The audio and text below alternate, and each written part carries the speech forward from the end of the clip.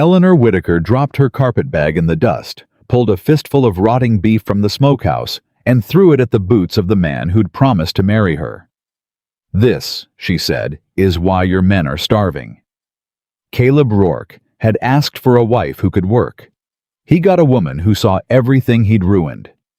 If you love stories where a woman the world threw away rises up and saves the very men who doubted her, subscribe, and stay with me to the very end. And tell me in the comments what city you're watching from so I can see how far this story travels. The wagon that brought Eleanor Whitaker up the mountain didn't wait to see if she'd be welcome. The driver, a hunched man from the valley station named Pruitt, had said maybe 6 words the entire climb, and the last 2 were, "There, Rourke's." He'd tipped his chin toward a cluster of gray buildings, clinging to a shelf of land below the timberline, and then he'd reined the mules to a halt a good 40 paces short of the yard, as though the ground itself might be catching. "This ain't the house," Eleanor said. "Close as I go." Pruitt spat. "Man up there don't pay for me to get my wheels dirty. You want the door, you walk it."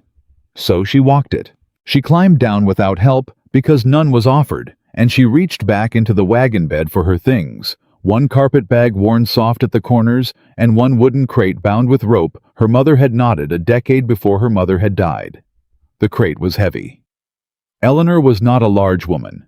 She got her arms around it anyway and set it on her hip, and did not look back when Pruitt clucked to the mules, and the wagon groaned away downhill, leaving her alone in the burning afternoon with the smell of the place already in her nose. And what a smell it was! She'd been raised near stockyards.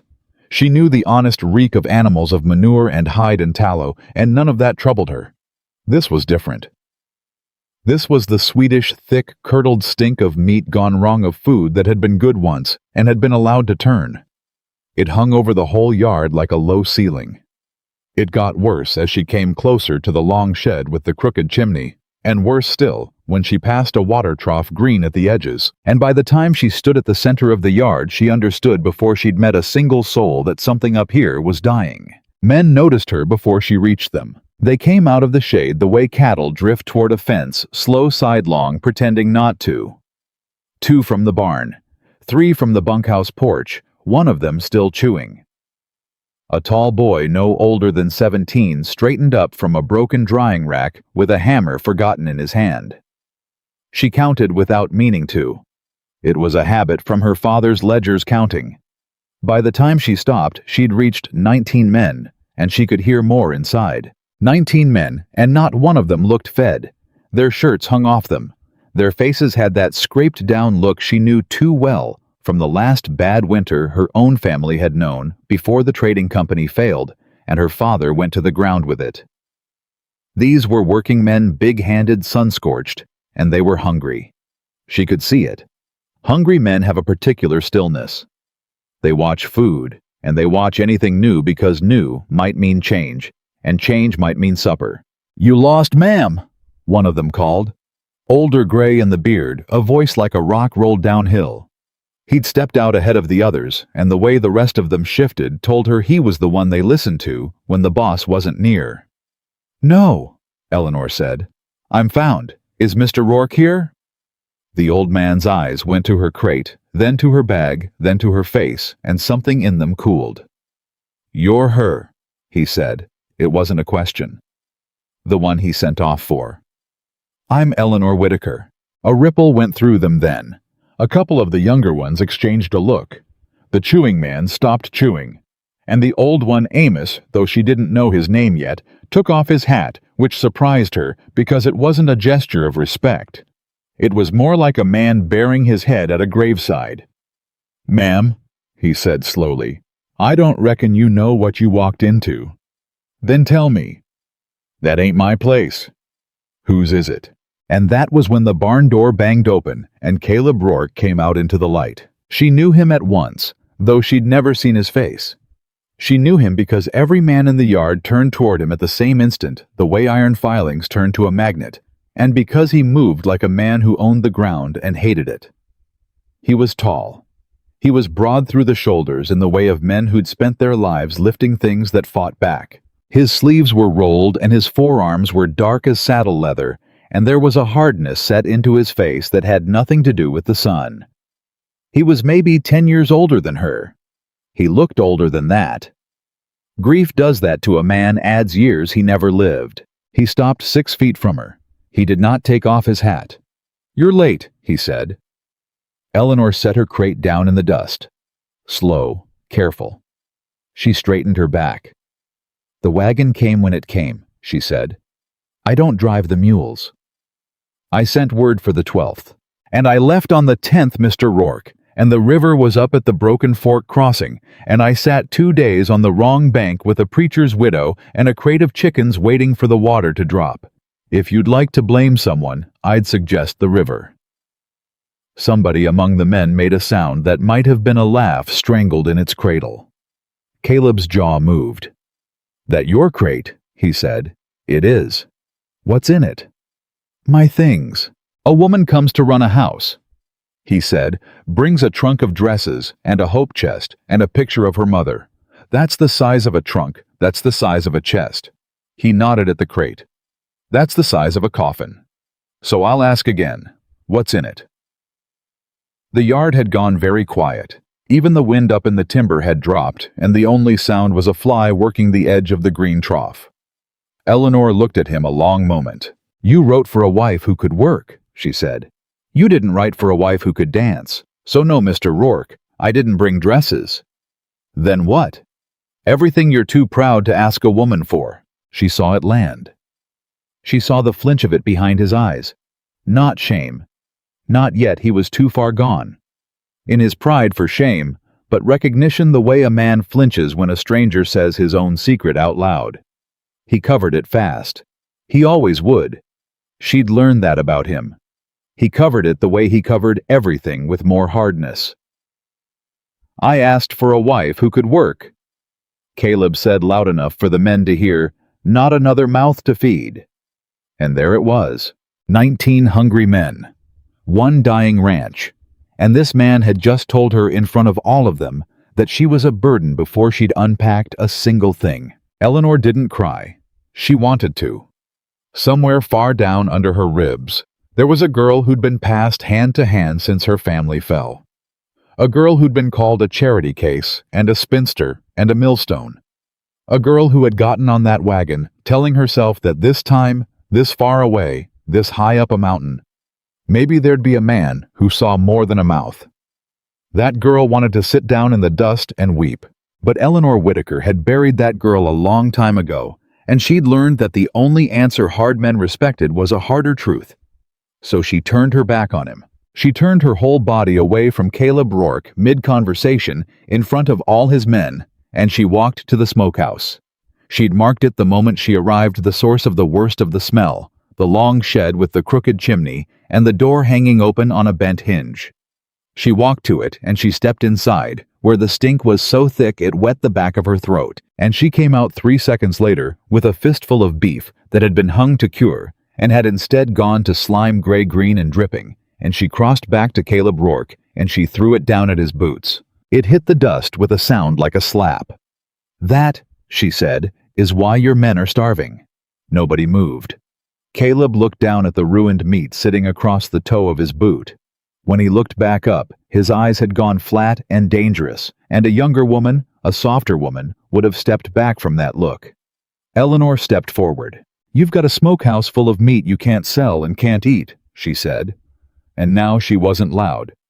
Now she was quiet, and the quiet carried farther than shouting. "You've got a curing shed, built with the vents facing the afternoon sun, so it bakes instead of smokes. You've got a salt barrel, I can smell it from here, that somebody let get wet, and wet salt won't draw, so every cut you've packed since has rotted from the middle out. You've got a trough gone to algae because nobody's scrubbed it, and men drinking off it, and you wonder why half of them look sick." She took a breath. "I've been on your land 11 minutes, Mr. Rourke. That's what I found in 11 minutes. You want to tell me again which one of us is a wasted mouth?" The silence stretched so long it hurt. Then from over by the bunkhouse, the old gray-bearded one, Amos, said very softly to nobody in particular, "Salt barrel got reined in back in May." Caleb's head turned. "That's enough, Amos." Just saying the lady ain't wrong about the salt. I said that's enough, but it wasn't enough. And every man in the yard knew. It wasn't because she'd said out loud the thing they'd all been thinking, and none of them had the standing to say. Their boss had married a stranger sight unseen to save a place that was drowning, and the stranger had walked in and named the ways it was drowning faster than he ever had. You could see it moving through them. You could see the way they looked at her, change just slightly, just at the edges. The tall boy with the hammer, the chewing man who'd stopped chewing all of them recalculating. Caleb saw it too. That was the worst of it for him. He saw his own men, his hungry men, looking at her. "Come with me," he said to Eleanor, and turned on his heel. She didn't move. "My crate," she said. He stopped, turned back. "What?" "I'll come with you," Eleanor said. "When someone carries my crate somewhere, it won't sit in the sun. There's things in it that don't like heat. If your intention is to talk to me privately about how unwelcome I am, Mr. Rourke, I'd rather do it knowing my mother's journals aren't cooking on the ground behind me." For a moment, she thought he'd refuse. For a moment, she thought he'd tell her to carry it herself or leave it, or get back on a wagon that had already gone. Then the tall boy, his name was Wesley. She'd learned 16 and an orphan, and the youngest hand on the place set down his hammer and stepped forward and picked up the crate without being told, grunting at the weight, and said, "Where you want it, ma'am?" "Somewhere shaded and dry, off the ground." "Thank you." She looked at him properly, the first person all day she'd looked at soft. "What's your name?" "Wesley, ma'am." "Thank you, Wesley." And Caleb Rourke stood there watching the youngest man on his ranch obey a woman he'd just called a burden, and something in his face that had been merely hard began very slightly to crack. He took her, not to the house but to the barn, into a corner near the tack where the horses could hear them and the men could not. "You made me look a fool out there," he said. "You did that yourself. I only stood nearby while you finished." "Woman?" "My name is Eleanor. Or Miss Whitaker if the first is too familiar for a man who just proposed marriage to me by letter. But I answer to a name, Mr. Rourke, not to woman. And I've found the men worth knowing learn that fast." His hands opened and closed at his sides. She watched them. She'd learned to watch a man's hands. Her father's had shaken when the money ran out. The men who came to take the trading house had kept theirs loose and easy the whole time, and the loose, easy ones had frightened her more. Caleb Rourke's hands were the hands of a man who used them for work and had forgotten how to use them for anything else. They weren't the hands of a man who'd hit a woman. She'd learned to tell. That was worth knowing at least. "You don't know what it is up here," he said finally, and some of the hardness had gone out of it. He sounded tired instead. "You come from a town." "I come from a town that failed," Eleanor said. "I come from watching my father sell a chair a day to buy bread and then sell the table. The chairs went with, and then have nothing to sell, but me to the highest respectable bidder, which turned out to be a widower in Missouri who wanted a nurse he didn't have to pay, and when I wouldn't take him, my own uncle called me ungrateful." She kept her voice even. "So when your letter came, Mr. Rourke asking for a woman who could work, who knew food and figures and physics, who wouldn't mind hardship, I read it a dozen times. Because in a whole stack of letters begging me to be somebody's unpaid nurse or unpaid mother or unpaid comfort yours was the only one that asked what I could do instead of what I could give up." She paused. "And then I got here, and you told your men I was a mouth. So you'll forgive me if I'm disappointed, sir. I'd built you up in my head as a man who valued work. Turns out you just wanted the work done quiet." Caleb was quiet a long moment. "How'd you know about the vents?" he said. It wasn't the question she'd expected. It caught her off guard, and she answered it plain. "My mother cured meat for a living after my father's first failure, before the trading house. We had a smokehouse behind the shop for 11 years, and she ran it, and she taught me everything, because she said, a woman who can preserve food will never fully starve, and never be fully worthless, and both of those were things she'd been, and she didn't want them for me." Eleanor looked at the dust on the barn floor. "Vents face north and east if you can help it, never west. West's son turns a smokehouse into an oven. Come afternoon, and cooked meat with no smoke through it is just meat left out to spoil slow. Yours face west, and a little south. Whoever built it for a cold country. This isn't a cold country in July. My father built it, Caleb said, for a cold country. We came down from Minnesota. Then your father built well for Minnesota, and you've been paying for Montana ever since. Something moved across his face. She'd said the wrong thing and the right thing at once. She'd insulted the dead and told the truth, and she watched him decide which one to be angry about, and watched him, to his credit, choose neither. He's gone, Caleb said. 4 years. I'm sorry. Don't be. He was a hard man. A pause. So am I. You'll have gathered. I'd gathered. They stood in the barn dark with the horses shifting behind them, and Eleanor understood that they had arrived at the true center of the thing. The reason he'd married a stranger, and the reason he'd insulted her the moment she stepped down. And it was all the same reason. This was a man who had watched everything he loved either die or leave, and had decided that the only safe way to live was to need nothing and let no one close. And he had gotten so good at it that he'd nearly killed a ranch and 22 men, rather than admit out loud that he needed help. How many men do you feed? She said. 22. Was 26 in the spring. 4 left. Because they were hungry. Because they weren't paid, he said. And there it was, the second secret dropping out of him, almost against his will. Beef prices are set by the man who buys. I sell to Silas Vane, and Vane pays what Vane pays, and it's gone down every quarter for 2 years, and I can't drive to another market. Because there isn't another market, not one a man on this mountain can reach with cattle before they lose weight walking. So I sell low, and I owe.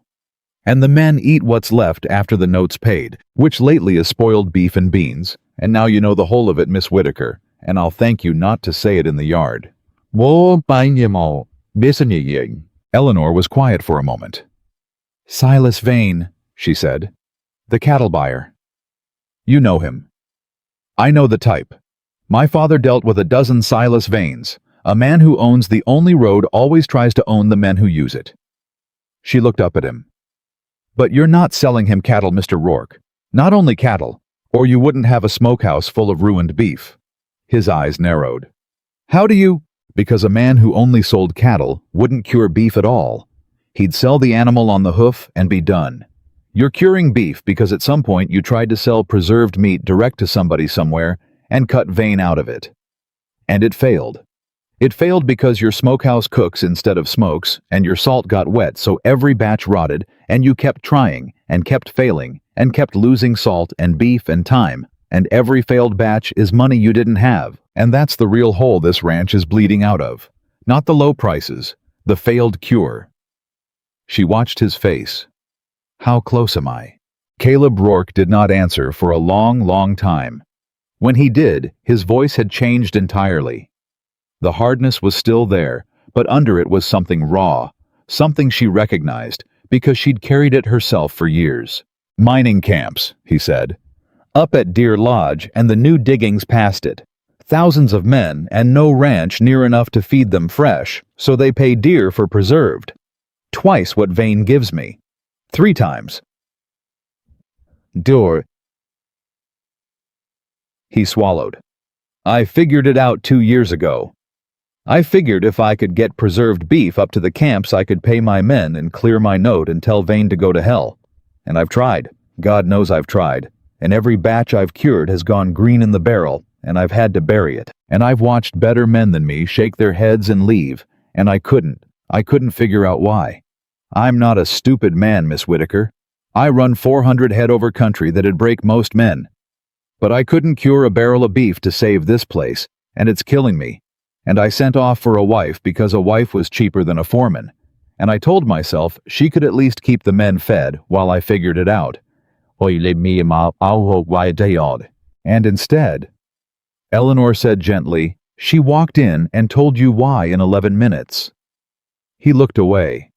Yeah, he said. She did. There was a long silence.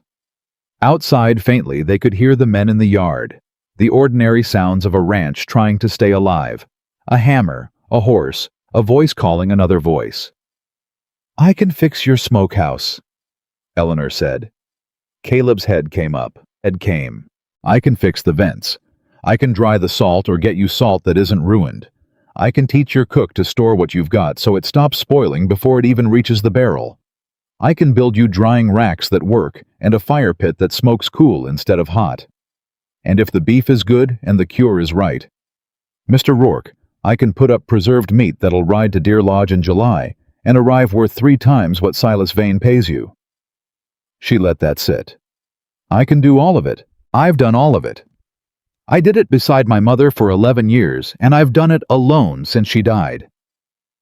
It is the one thing in this world I know I'm good at, and it is the reason I got on that wagon." "Why?" Caleb said. "Just that. Why?" And Eleanor understood the question under the question. He wasn't asking why she could. He was asking why she would. Why a woman he'd insulted the moment she arrived would offer to save the very man who'd shamed her in front of his men in the dust of his own yard. "Because I don't have anywhere else," she said, and for the first time all day her voice was not quite steady. "That's the plain truth, and I won't dress it up for you. Everyone else who wanted me to disappear into their house and be quiet and be grateful. You wanted somebody who could do a thing. I can do the thing. And if I do it well enough, then maybe for once in my life I'll be somewhere I'm not a mouth or a millstone or a charity, but a person who's here because she's worth having here." She lifted her chin. "So that's my terms, Mr. Rourke. I'll marry you, like the letter said, and I'll run your house, and I'll save your smokehouse. But not as a favor, and not as a wife who's grateful you took her in. As a partner in a business that's going to work. You'll answer to me on the curing the way your men answer to you on the cattle. That's my price. Take it or send me down the mountain, but decide now, because I've had a long ride and I'd like to know before dark whether I'm staying." The horses shifted. A fly buzzed. Somewhere, the hammer struck twice and stopped. Caleb Rourke looked at this woman, this small dust-covered, sharp-tongued stranger who'd thrown rotten meat at his feet, and named every failure of his life inside of half an hour. And Eleanor watched him war with himself. Watched the pride in him rear up one last time against the plain arithmetic of a dying ranch and a woman who knew how to save it. Pride lost. "Amos," he called. The old man appeared in the barn door so fast he'd plainly been listening. "Boss?" "Ride down to the valley in the morning. I want every sack of dry salt you can buy on credit, and I want it up here by tomorrow night." Amos looked from Caleb to Eleanor and back again, and something eased in his weathered face, something that might have been relief he'd given up hoping to feel. "How much credit we got left?" "Get the salt," Caleb said. "I'll worry about the credit." "Yes, boss." But the old man didn't leave. He stood a moment longer, and then he did the thing Eleanor didn't expect.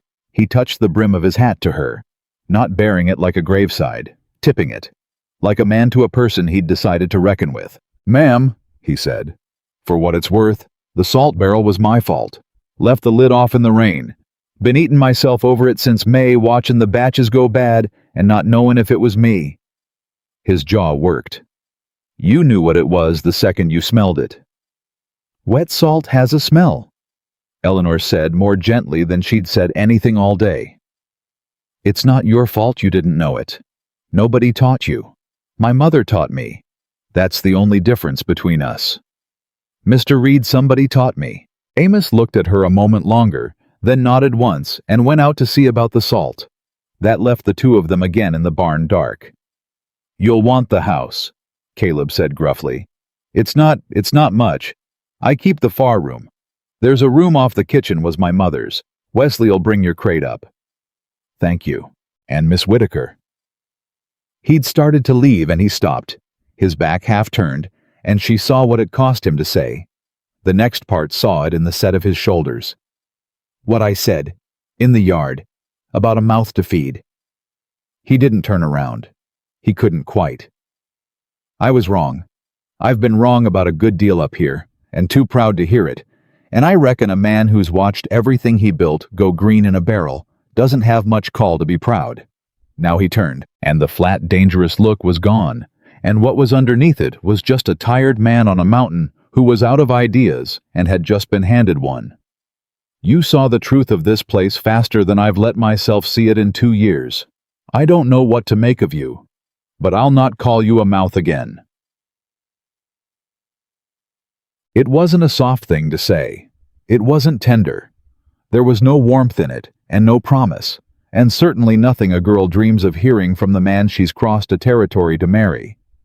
But it was true. And Eleanor Whitaker had learned to live on true, the way other people lived on bread. "That'll do, Mr. Rourke," she said. "That'll do for a start." She unpacked her crate that evening in the small room off the kitchen that had been his mother's, with Wesley carrying it up and setting it down where she pointed, and then lingering in the doorway, curious as a colt. "That really your mama's stuff, ma'am?" "It is." "What's in it?" Eleanor untied the rope her mother had knotted 11 years before and lifted the lid, and the boy leaned in to look, and so did she, though she knew every item by heart. There were the journals, 6 of them bound in oilcloth, filled cover to cover in her mother's cramped hand, with the record of 11 years of curing, which cuts took salt best, and which took smoke. How long each hung, what the weather did to a batch, and what to do about the weather. There were the smoke charts drawn careful as maps showing how cool smoke moved, and how to make a fire that gave smoke without heat.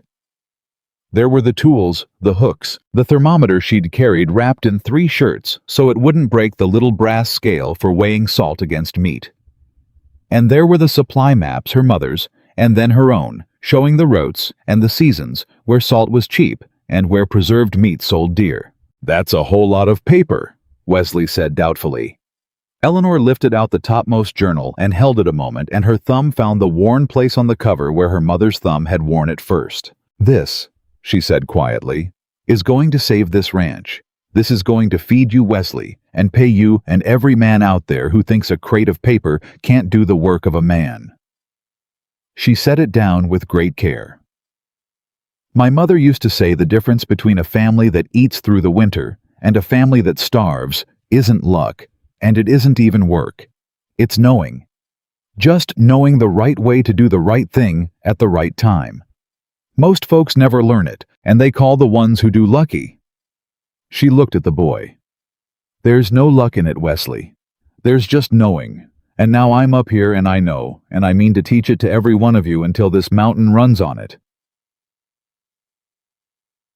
Down the hall, unheard, Caleb Rourke had come to the kitchen for water, and stopped at the sound of her voice, and stood in the dark, with the dipper in his hand, listening to a woman he'd insulted at noon tell his youngest hand that she was going to save them all. He didn't go in. He didn't say anything, but he stood there a long time in the dark, and for the first time in 4 years, Caleb Rourke felt something in his chest. He'd forgotten the name of something that had died with his father in the cold room down the hall, and that he'd sworn he'd never feel again, because feeling it had only ever cost him.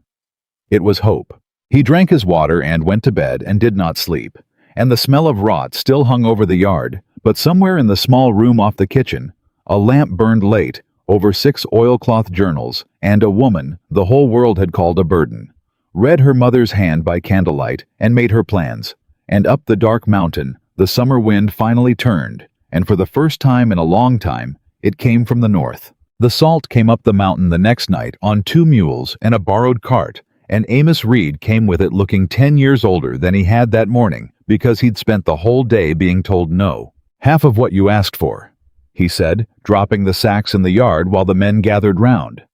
"That's all the credit we got left down there, boss.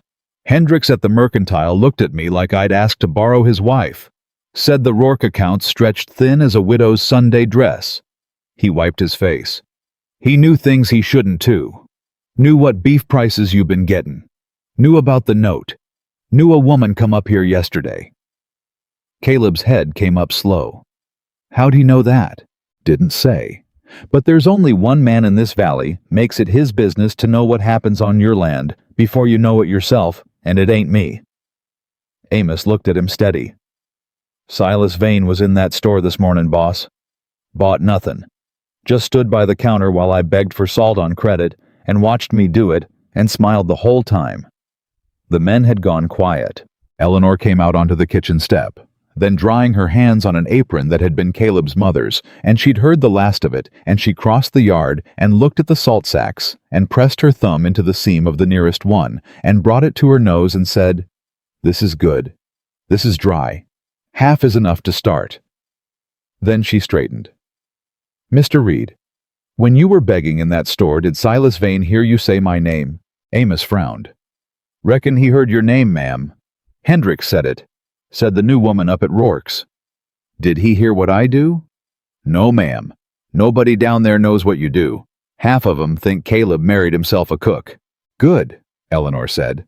"Keep it that way. Every day Silas Vane thinks Mr. Rourke married a cook is a day we're not being watched." She looked at Caleb. "He'll find out. Men like him always find out. But the longer he thinks this ranch is exactly as dead as it was last week, the more time we've got before he does something about it. So nobody talks in the valley, not one man. Am I understood?" She'd said it to the whole yard, 22 hungry men and their boss, a woman a day off the wagon giving an order, and for a moment the thing hung there wrong, and she saw 2 or 3 of the older hands stiffen at being told their business by a stranger in a skirt.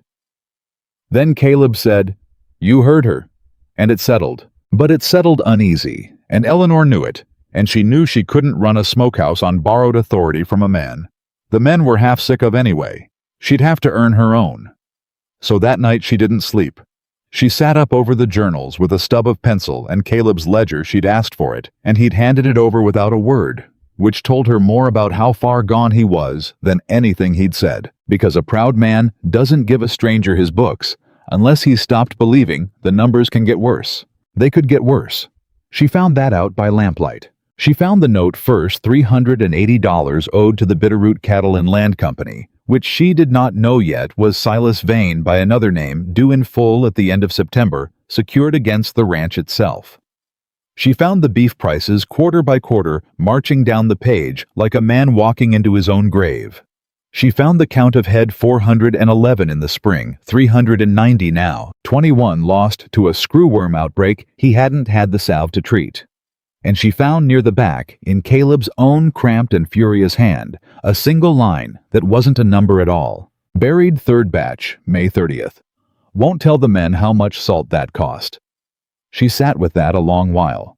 Then she took a fresh page and she began to build the thing that would save them, cut by cut and pound by pound and dollar by dollar. And when she finally blew out the lamp, the window was already going gray and she'd slept none at all, and she'd never in her life felt more awake.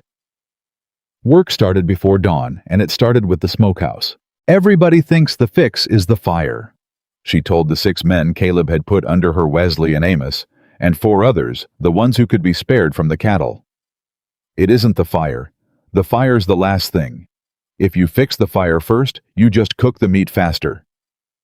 She had them tearing at the west wall where the vents were.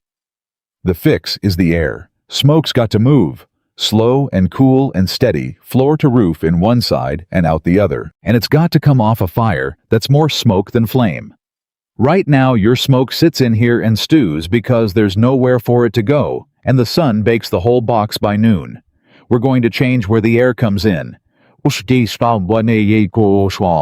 Been smoking meat in that house 9 years, said one of the men. A thick-necked hand named Duff, who'd been on the place longest after Amos. He said it flat. "Caleb's daddy built it." "Caleb's daddy built it for Minnesota," Eleanor said, not stopping. "You're not in Minnesota. Pull the west boards. New vents low on the north wall, high on the east. Wesley, you're small. You're going up on the roof to open the chimney draw." Duff didn't move. "And if the boss's daddy knew something you don't?" The other men slowed. Eleanor felt it the test. The second one, the men deciding whether a woman's knowing counted for anything against a dead man's building. She set down her pry bar.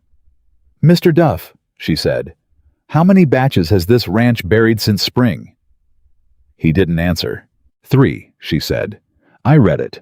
3 batches of good beef salt you paid for work you did, all of it green in the barrel, and dug into a hole. Caleb's daddy built this house 9 years ago, and for 2 of those years, it's buried everything you've put in it. So I'll ask you plain, and I'll only ask once. Do you want to keep honoring the way a dead man built it and bury the 4th batch come August? Or do you want to eat this winter? She picked the bar back up. Because I know which one I'm here for. You pull those boards, or you go help with the cattle, but you don't stand in my smokehouse telling me the sun rises in the west when I've watched it come up in the east same as you. For a moment nobody breathed. Then Amos, without a word, walked to the west wall and jammed his own bar under the top board, and heaved, and the nails shrieked, and let go, and the board came off, and light poured into that stinking dark shed for the first time in years. He didn't look at Duff. He just started on the next board. Duff stood a moment longer, then he spat and picked up a bar and joined him. Wesley up on the roof already called down through the chimney hole laughing. Sun comes up in the east, Duff, I can see it doing it right now.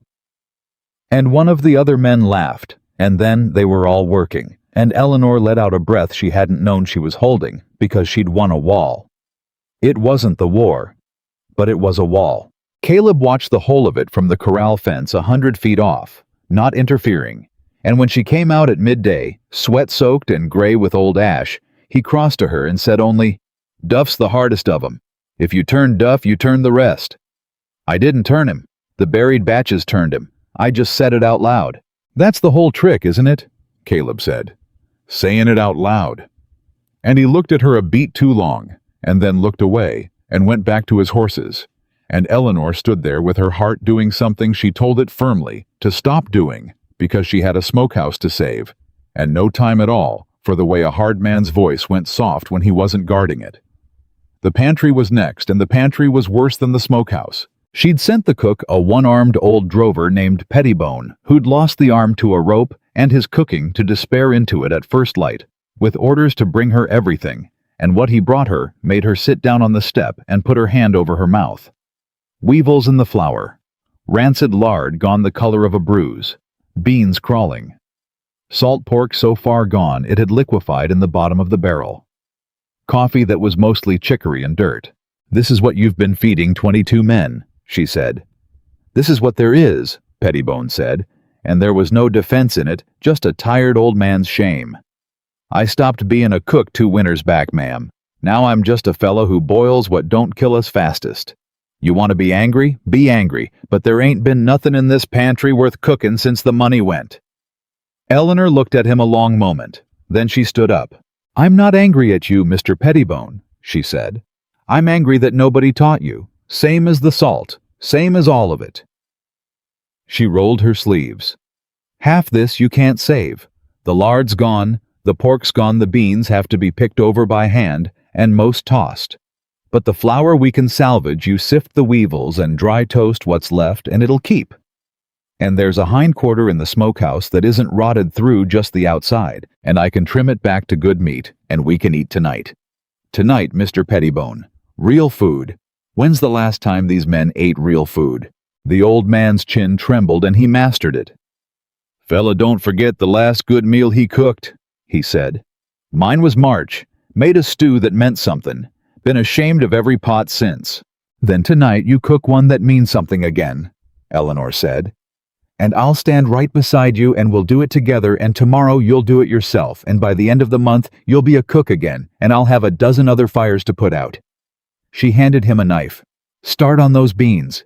Good ones in the pot, bad ones to the hogs. And Mr. Pettibone, thank you for bringing it all out where I could see it. Most men would have hidden the worst of it to save face. You didn't. That's worth more to me than a full pantry." The old cook looked down at the knife in his one hand. "Ain't nobody said thank you to me on this place in 2 years, ma'am," he said, and his voice cracked clean through the middle of it, and he turned away fast and busied himself with the beans, so she wouldn't see, and Eleanor pretended not to have seen, and something in the pantry that had been dead a long time flickered. They ate real food that night. It was only trimmed beef and salvaged beans and hard bread, but it was hot and it was clean, and there was salt in it, and enough to go round twice, and Eleanor stood at the back of the cookhouse and watched 22 men eat like men who'd forgotten they were allowed to, and she watched them go quiet. The way people go quiet over the first good meal after a long bad time, and she watched a few of the younger ones, Wesley among them, go back for thirds and get waved on generous by Pettibone, who was crying a little into the pot and telling everyone it was the smoke. Caleb ate at the head of the long table and said nothing, and cleaned his plate, and when it was done, stood and looked down the length of the table at his men. Fed for once properly fed, and then across the room at the woman who'd fed them, and he opened his mouth like he might say something, and the whole room waited to hear what the boss would say. And what he said was, "Whitaker cooked. You'll thank her or you'll thank Pettibone, I don't care which, but there's coffee in the pots, actually coffee, so somebody thank somebody." It was clumsy. It was the least graceful gratitude a man ever choked out. But the men laughed, and a few of them said, "Thank you, ma'am," rough and shy and old. Amos raised his cup to her from down the table, and Eleanor, who had been thanked by exactly one person in 2 years, until this week, had to look hard at the floor for a moment. Later, when the men had gone to the bunkhouse and Pettibone was scrubbing his pots and actually singing low and off-key, Caleb found her outside where she'd gone to stand in the dark alone. "You crying," he said, not unkind, just direct the way he was. "No." "You are. I'm tired, Mr. Rourke, and there's ash in my eyes, and if you tell a soul I'll salt your coffee." She wiped her face with the back of her wrist. "Nobody's called me useful in a long while. It sits strange is all, like a coat that used to fit." Caleb was quiet a moment. "It fits you fine," he said, and went inside before she could answer, and Eleanor stood in the dark and let herself just once, just for a minute, feel like she had come home. The first real batch went into the smokehouse 8 days later. 8 days of 14-hour work rebuilding the vents, hanging new racks Wesley had built to her drawing, drying the good salt, and mixing it to her mother's ratio, laying a fire pit outside the shed, so the smoke came in cool through a trench instead of blazing up under the meat.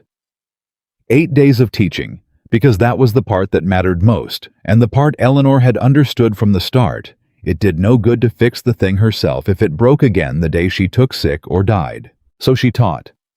She taught Wesley the fire because he was young and careful and would tend it like a mother tends a colicky baby. She taught 2 of the older hands the salt. She taught Pettibone the storage. She wrote it all out in a plain hand and pinned the pages to the smokehouse wall so any man could read the doing of it, and she made them read it out loud back to her until they had it cold. "Why are you giving it all away?" Amos asked her once, watching her teach. "Man'd think a woman'd want to keep the knowin' to herself. Job security." "My mother said the same to me once," Eleanor said. "First smokehouse she worked before she had her own. She was the only one who knew the cure, and she thought that made her safe. Then she took a fever, and there was nobody to keep the fires, and the whole batch spoiled, and they blamed her and turned her out sick into the winter." She checked the fire trench with the back of her hand, feeling for the heat. "She near died of that, and when she got her own house, she taught everybody everything, and I asked her why, and she said, 'Nell, the only knowing worth having is the kind that doesn't die with you. Anything else is just hoarding.'" She looked up at the old man. "I'm not here to be the only one who can save this ranch, Mr. Reed. I'm here to make sure it can save itself. There's a difference, and it's the whole difference." Amos chewed on that a while. "You're a strange sort of woman, Miss Whitaker," he said finally. "So I've been told, usually not as a compliment." "Meant it as one," Amos said, and tipped his hat and went back to the salt. On the 8th day, they hung the first batch, 140 pounds of good beef trimmed and salted and ready for the cool smoke, and Eleanor lit the fire herself in the trench, small and smoky, and she stood in the smokehouse door and watched the pale smoke climb slow through the meat and out the new high vent, moving right, moving cool, moving, the way it was supposed to move for the first time in the building's life, and she felt Caleb come up beside her. "That's how it's meant to look," she said quietly. "See how it drifts, not rushing, not pooling, just walking through, taking its time. Give it 4 days like that and you'll have meat that'll ride to Deer Lodge in August and come out the far end worth every mile." Caleb watched the smoke. 4 days, he said. 4 days. Then we wrap it, and we drive it up, and we sell it to the mining camp, and we find out if I'm worth the crate I came in. She said it light, but it wasn't light, and they both knew it. 4 days and a 50-mile drive, and a camp quartermaster's yes or no stood between this ranch and the grave. "And if the camp won't buy," Caleb said, "then I'm a fool and you married one and we start over." "And Vane?" Eleanor was quiet a moment. "Vane's the part that scares me, Mr. Rourke. Not the cure.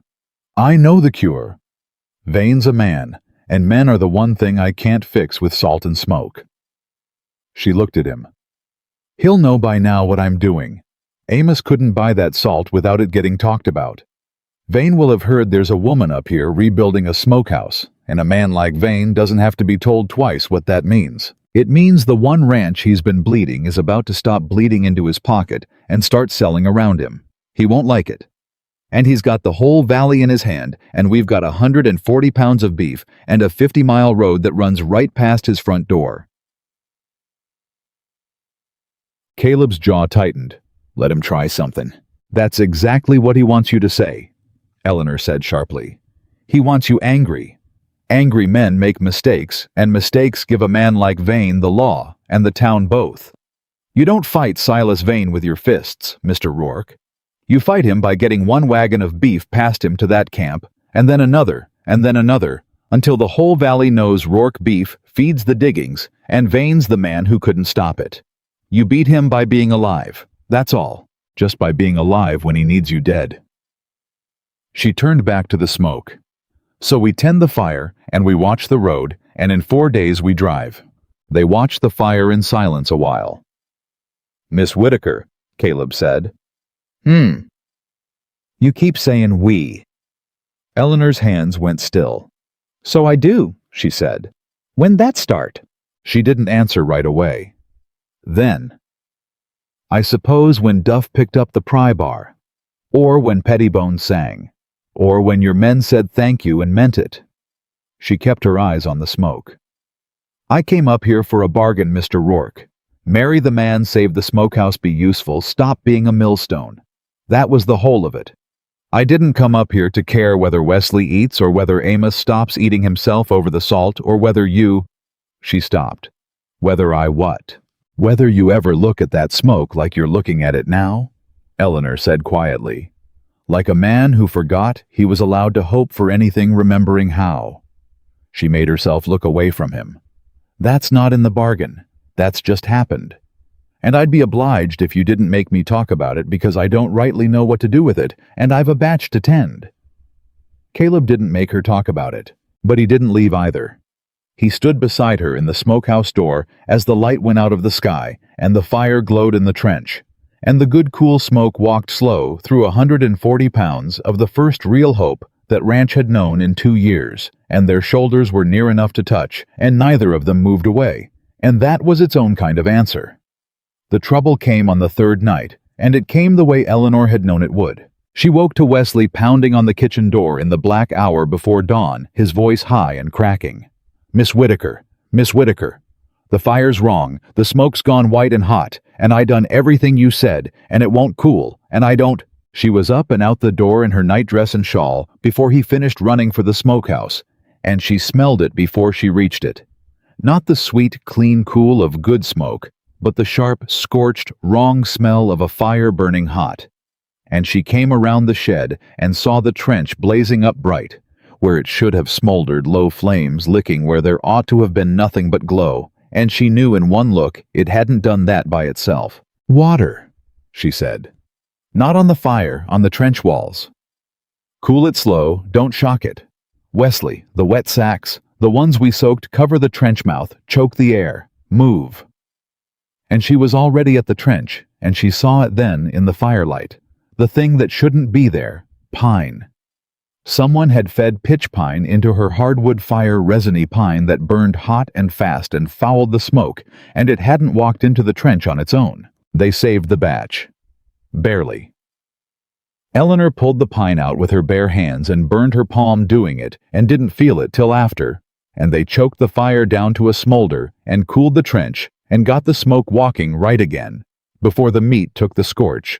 And it was a near thing, a very near thing, and when it was done, she stood in the gray dawn light with her burned hand cradled against her and looked at the pine she'd pulled out and knew. Caleb came running. The whole yard was up by now, and took one look at her hand and one look at the pine, and his face went to stone. "Somebody was up here," he said. "Somebody was up here." Eleanor agreed. Her voice was very steady and very cold. "Pitch pine doesn't grow in a hardwood pile, Mr. Rourke. Somebody carried that in and fed it to my fire in the dark, and meant for us to wake to a ruined batch and think we'd failed on our own. Think I'd failed. That's the clever part. It wouldn't have looked like sabotage. It would have looked like the woman didn't know her business after all." She looked up at him. "He's not trying to burn us out. That'd bring the law and the talk. He's trying to make it look like I can't do the thing I said I could. Kill the hope quiet. Let the ranch die looking like it died natural." Around them the men had gone silent and hard. Duff had a length of wood in his fist like a club. Amos had gone the gray of a man remembering old violence. "How'd he get past the dogs?" someone said. "Ain't got but the one dog and it's deaf," said someone else. "How'd he get up the road?" "He didn't come up the road," Wesley said suddenly, and everyone looked at him, and the boy pointed downslope past the corral to the timber. "There's a cut through the trees comes up from the low pasture. Cattle trail. A man on foot could—" "A man who knew the land," Caleb said slowly. "A man who'd bought cattle off this land for 2 years and ridden every foot of it doing it." His hands had closed into fists. "Vane. Or Vane's man," Eleanor said. "It doesn't matter which. What matters is what we do now, and what we do now is nothing." Caleb turned on her. "Nothing. Nothing," Eleanor said, and stepped in front of him, small and burned, and absolutely immovable, and put her good hand flat on his chest to stop him, because his whole body had turned toward the timber, and toward the valley, and toward the man he wanted to kill. "You listen to me, Caleb Rourke. You listen to me right now.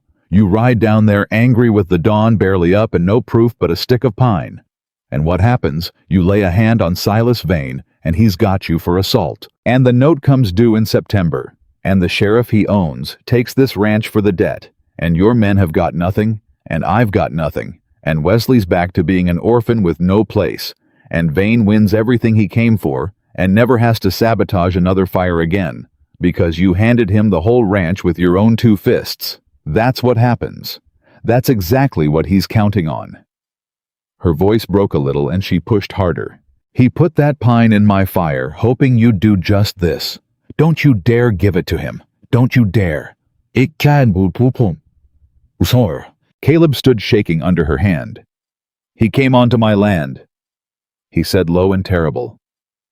"He came onto my land in the dark, and he burned the one thing that was finally—" His voice cracked clean apart. "You near lost your hand. Look at your hand. My hand'll heal. You near lost your hand for my ranch, and you're telling me to do nothing." "I'm telling you to do the one thing that beats him," Eleanor said fiercely. "I'm telling you to save the batch which we did, and drive it to the camp tomorrow like nothing happened, and sell every pound, and come home with money in your pocket, and a signed order for more. That's not nothing, Caleb. That's the only thing in this world that hurts a man like Silas Vane. Not your fists, your success. You want to make him bleed, live, sell, win. Do the thing he swore a woman couldn't do." She pressed her burned hand harder against him, not feeling the pain of it, now feeling only the frantic pounding of his heart under her palm. "Please. I have watched pride kill everything I ever loved. I watched it kill my father a chair at a time. Don't let it kill this. Not when we're this close." Hoy. The whole yard held its breath. And slowly, Eleanor felt the shaking go out of him. She felt the fists loosen. She felt the wild thing that had turned him toward the timber, turn back, turn toward her. And Caleb, Rourke, looked down at this woman standing between him and his rage, with her ruined hand flat against his chest, and something broke in his face that wasn't rage at all. "You're bleeding on my shirt," he said thickly. "I know. Get inside. Get that hand seen to." He put his own hand over hers over the burn, so gentle it made her breath catch. "We'll drive tomorrow. We'll do it your way. God help me. We'll do it your way." He looked up over her head at his men. "You heard her. Nobody rides to the valley. Nobody says a word about tonight. We fix the fire, we finish the batch, and tomorrow we drive to Deer Lodge and we sell every last pound." His voice hardened again, but it was a different hardness now, aimed the right direction. "And when Silas Vane hears that Rourke beef is feeding the diggings, he can chew on it." That's how we heard him, not before. The men stirred uneasy, wanting blood, and Amos spoke for all of them. "And if he comes again, boss, if he does worse." Caleb looked down at Eleanor's hand still under his. "Then we'll do worse back," he said. "But by God, we'll do it with the law on our side and money in the bank, and this whole valley knowing who struck first. She's right, and I'm a fool, and we do it her way." He drew a breath. "Now somebody help me get my wife's hand dressed before she bleeds out standing here being braver than the whole lot of us." My wife. It was the first time he'd called her that, and Eleanor heard it, and she saw the moment he heard himself say it, saw the flicker cross his face, but he didn't take it back, and she didn't correct him, and Wesley was already running for the water, and Amos for the clean linen, and the batch was smoking cool and true again in the gray light, and they had not lost. They had bent, and they had burned, but they had not lost. That evening, with her hand wrapped and the fire tamed and the men set to watch the timber cut in shifts, Eleanor sat at the kitchen table over her mother's journals and her plan for the drive, and Caleb sat across from her, cleaning a rifle he had no intention of using unless he had to, and neither of them spoke for a long while. Then Caleb said without looking up, "That true what you said about your father, selling chairs?" "Every word." "A chair a day, until there were no chairs. Then the table, then the beds, then the house, then me." Eleanor turned a page. "He was a good man, my father. He just believed that if he worked hard enough and stayed proud enough, the world would come round to being fair. And it never did, and it broke him, and I watched it break him one piece of furniture at a time, and by the end, he couldn't look at me because I was the last thing he had left to sell, and he'd sold everything else first." She smoothed the page flat. "I swore I'd never be as proud as that. Pride's a fine thing to have and a terrible thing to die of." Caleb set the rifle down. "I near rode down that mountain tonight to die of it," he said quietly. "You know that. You saw it. I'd have got myself hanged, or shot, or arrested, and lost everything, and you stood in front of me, burned to the bone, and stopped me." He looked at her across the lamplight. "Why? You don't owe me that. I called you a mouth to feed the first hour I knew you. Why'd you stop me?" Eleanor was quiet a long moment. "Because somewhere in the last 2 weeks," she said, "this stopped being a bargain. Mr. Rourke and I don't know how to make it be one again, and I've near stopped wanting to." She closed the journal. "You asked me back at the start why I'd help the man who shamed me. I said because I'd nowhere else to go. That was true then. It isn't the whole truth now." She stood and gathered her papers and would not look at him. "I'd best sleep. We drive at first light, and it's 50 miles and Silas Vane between us and the money. Good night, Caleb." She was at the door when he said her name. "Nell." She stopped. Nobody had called her Nell since her mother died. She hadn't told him it.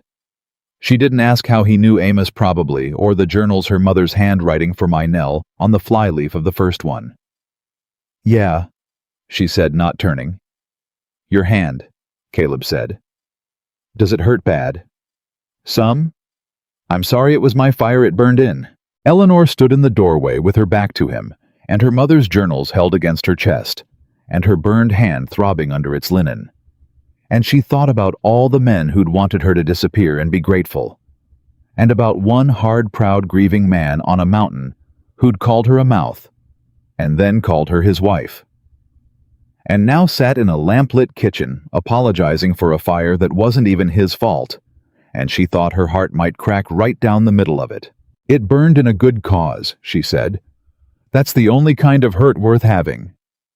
And she went to bed and did not sleep, and neither did he. And in the dark, the wrapped meat cured cool and true, and 50 miles down the mountain, a wagon load of hope waited on the dawn, and somewhere in the valley, a man named Silas Vane sat up late himself, doing his own arithmetic, and finding for the first time in 2 years that the numbers on the Rourke ranch had stopped moving in his favor. They drove at first light with 140 pounds of good cured beef in the wagon bed, and Eleanor's plan folded in her apron pocket, and they did not go the way anyone expected them to go. That was the first thing she'd changed.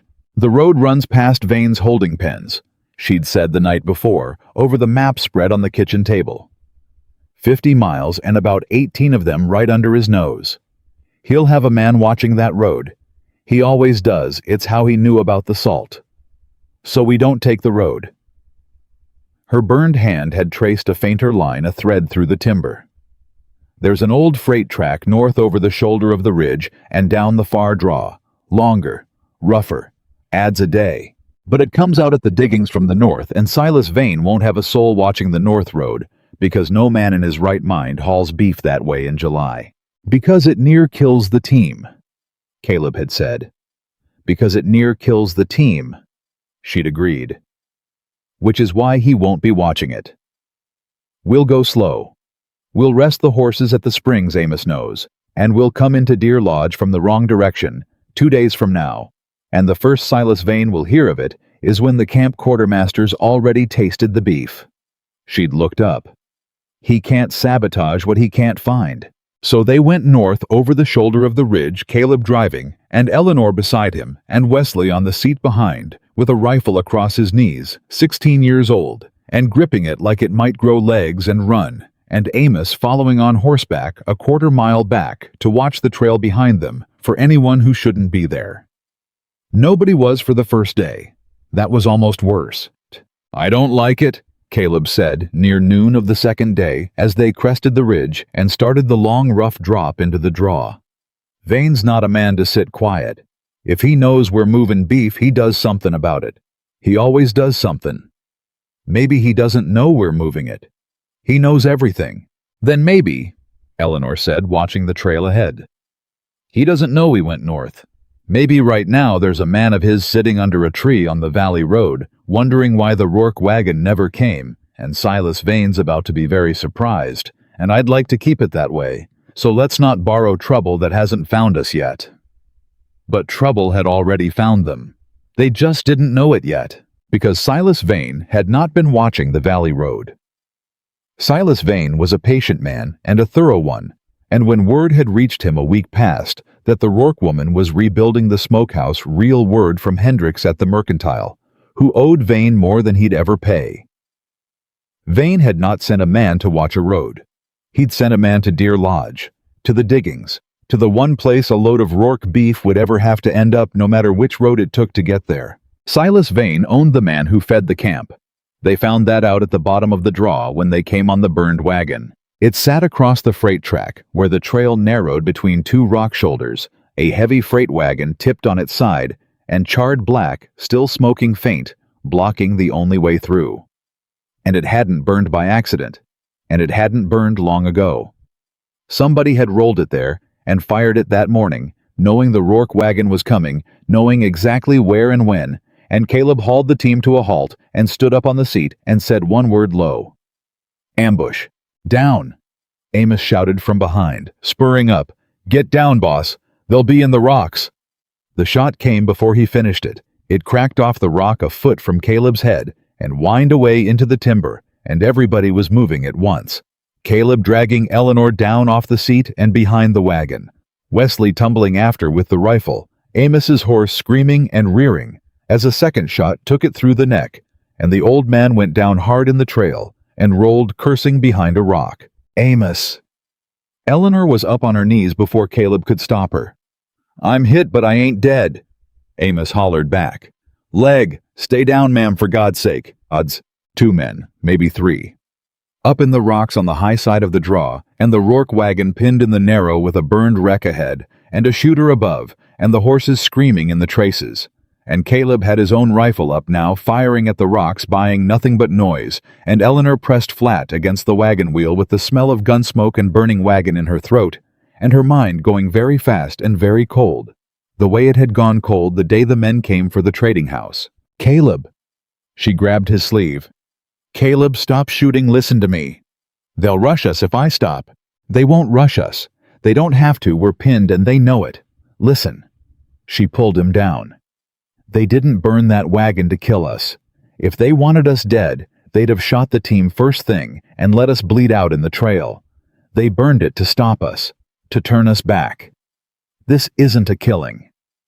Caleb, it's a blockade. Vane doesn't want your body.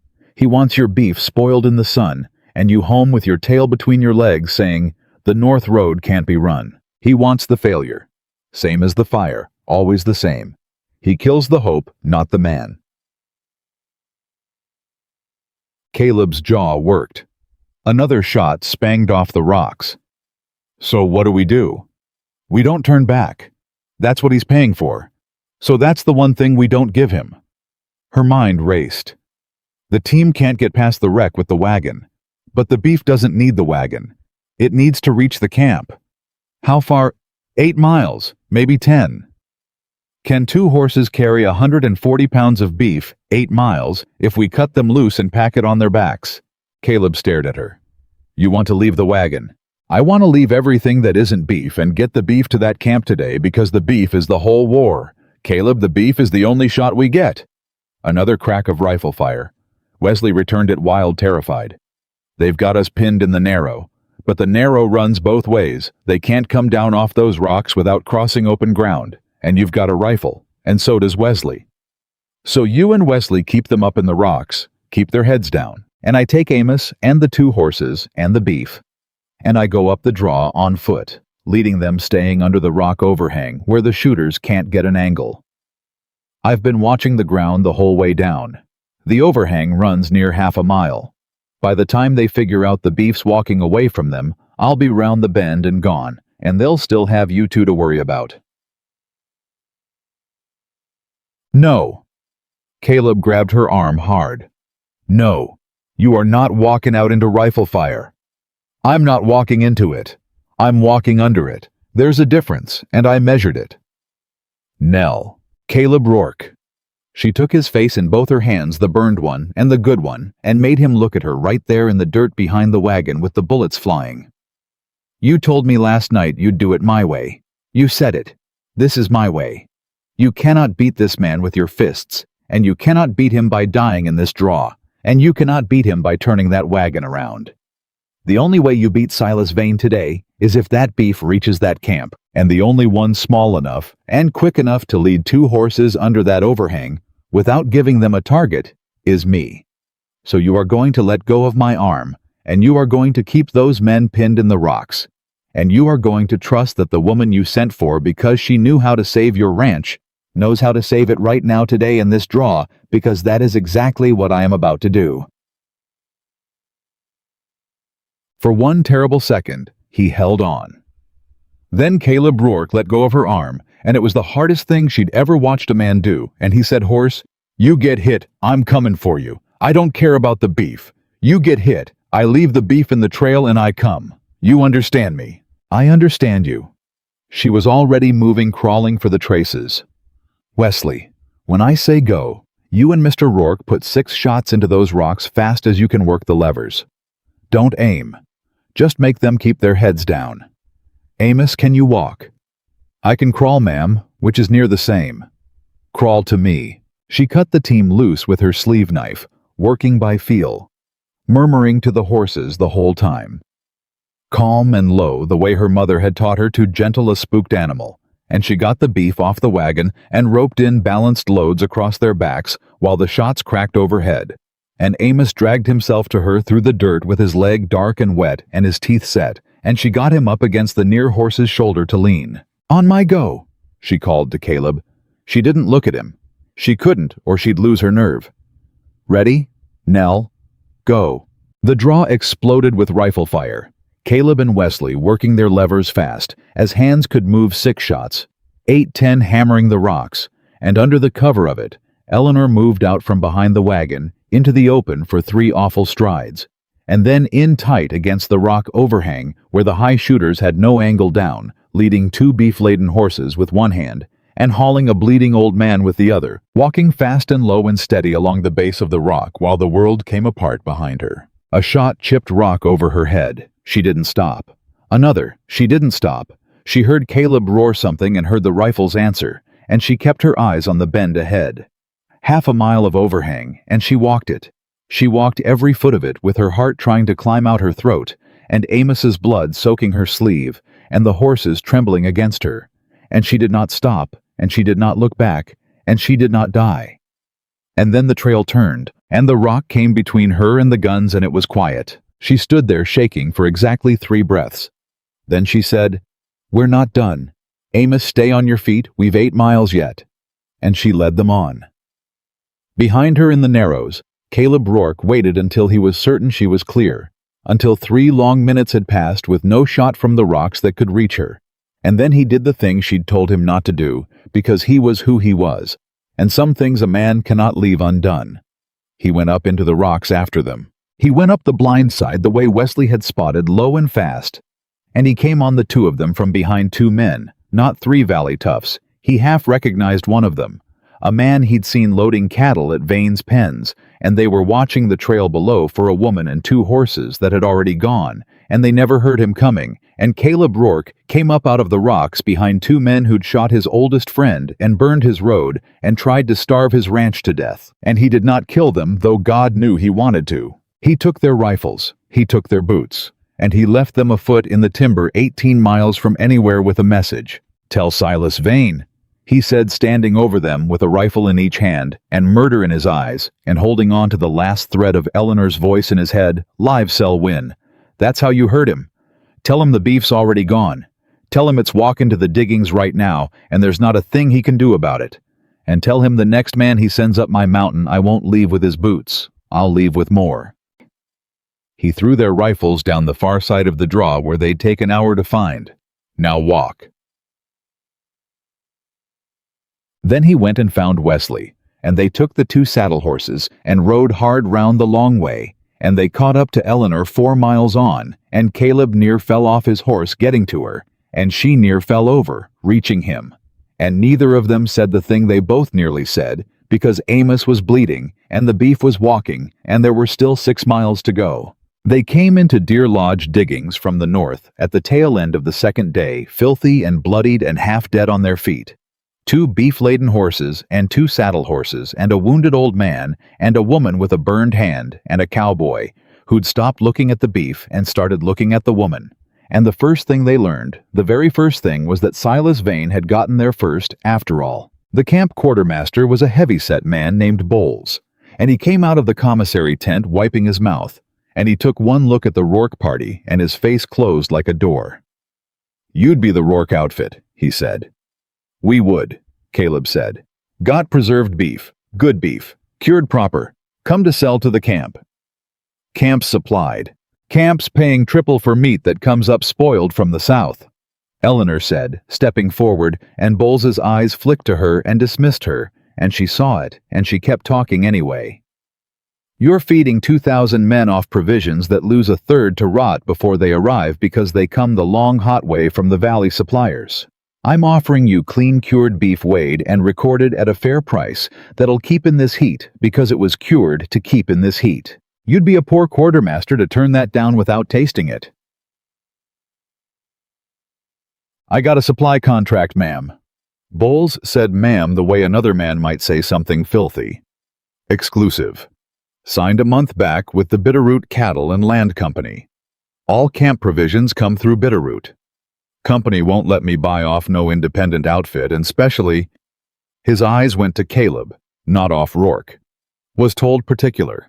No Rourke beef. Man was real clear on it." The bottom dropped out of the day. Eleanor felt it drop. She saw Caleb's face go gray under the dirt. Bitterroot Cattle and Land. The name off the note in the ledger, the $380 due in September secured against the ranch. She'd thought it was a bank. It wasn't a bank. Bitterroot, she said slowly. Who owns Bitterroot, Mr. Bowles? Bowles shrugged. Company's a company. Who owns it? Fella named Vane holds the paper, I hear. Silas Vane. But it's a company, legal and all. Bowles was already turning away. Sorry for your trouble. Long way to come for nothing. There's water at the far end for the horses, you're welcome to that much. And that was the twist that near broke them standing there at the end of 2 days and 50 miles and an ambush and a burned wagon and a bleeding friend. Silas Vane didn't just buy Caleb's cattle cheap and own his road and his note. Silas Vane owned the only market too. He'd bought the camp out from under them a month ago, the moment he'd heard a woman was rebuilding the Smokehouse. He'd seen the whole play before they'd made a single move of it. The failed batches, the sabotaged fire, the burned wagon. Those were just for sport, just to hurry it along. The real trap had been set weeks ago, and it had no rifles in it at all. It was a piece of paper in a commissary tent that said no man on earth could buy Rourke beef in the one place Rourke beef could be sold. They'd walked their hope 50 miles into a wall. Wesley made a sound like a boy who'd just watched Christmas canceled. Amos, propped against a horse with his leg roughly bound, closed his eyes. And Caleb. Caleb turned to Eleanor, and there was no rage in his face now.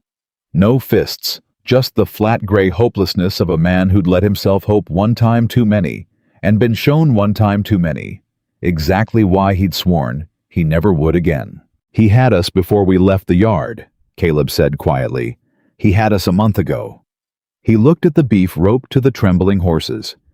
We near died in that draw, hauling 140 pounds of beef to a market he closed before we ever cured it. A terrible calm came over him. Nell, I'm sorry. I let you burn your hand, and I let you walk under rifle fire, and I let Amos take a bullet, and all for a wall he'd already built. I should have known. He always thinks 4 moves ahead. I should have... Stop. Eleanor's voice cut across him low and hard. Stop it right now. Don't you dare do that. Don't you dare go gray on me at the last fence. There's no way past a signed exclusive contract, Nell. That's the law. He owns the law, and now he owns the market too. There's a man, Eleanor said. Caleb blinked. What? A contract's just a piece of paper, Caleb. A market's not a piece of paper. A market's 2,000 hungry men and 1 quartermaster who has to feed them, and that quartermaster just told us 3 things without meaning to. She'd stopped shaking. Her mind was going cold and fast and clear again. He told us the valley provisions come up spoiled a third, lost to rot.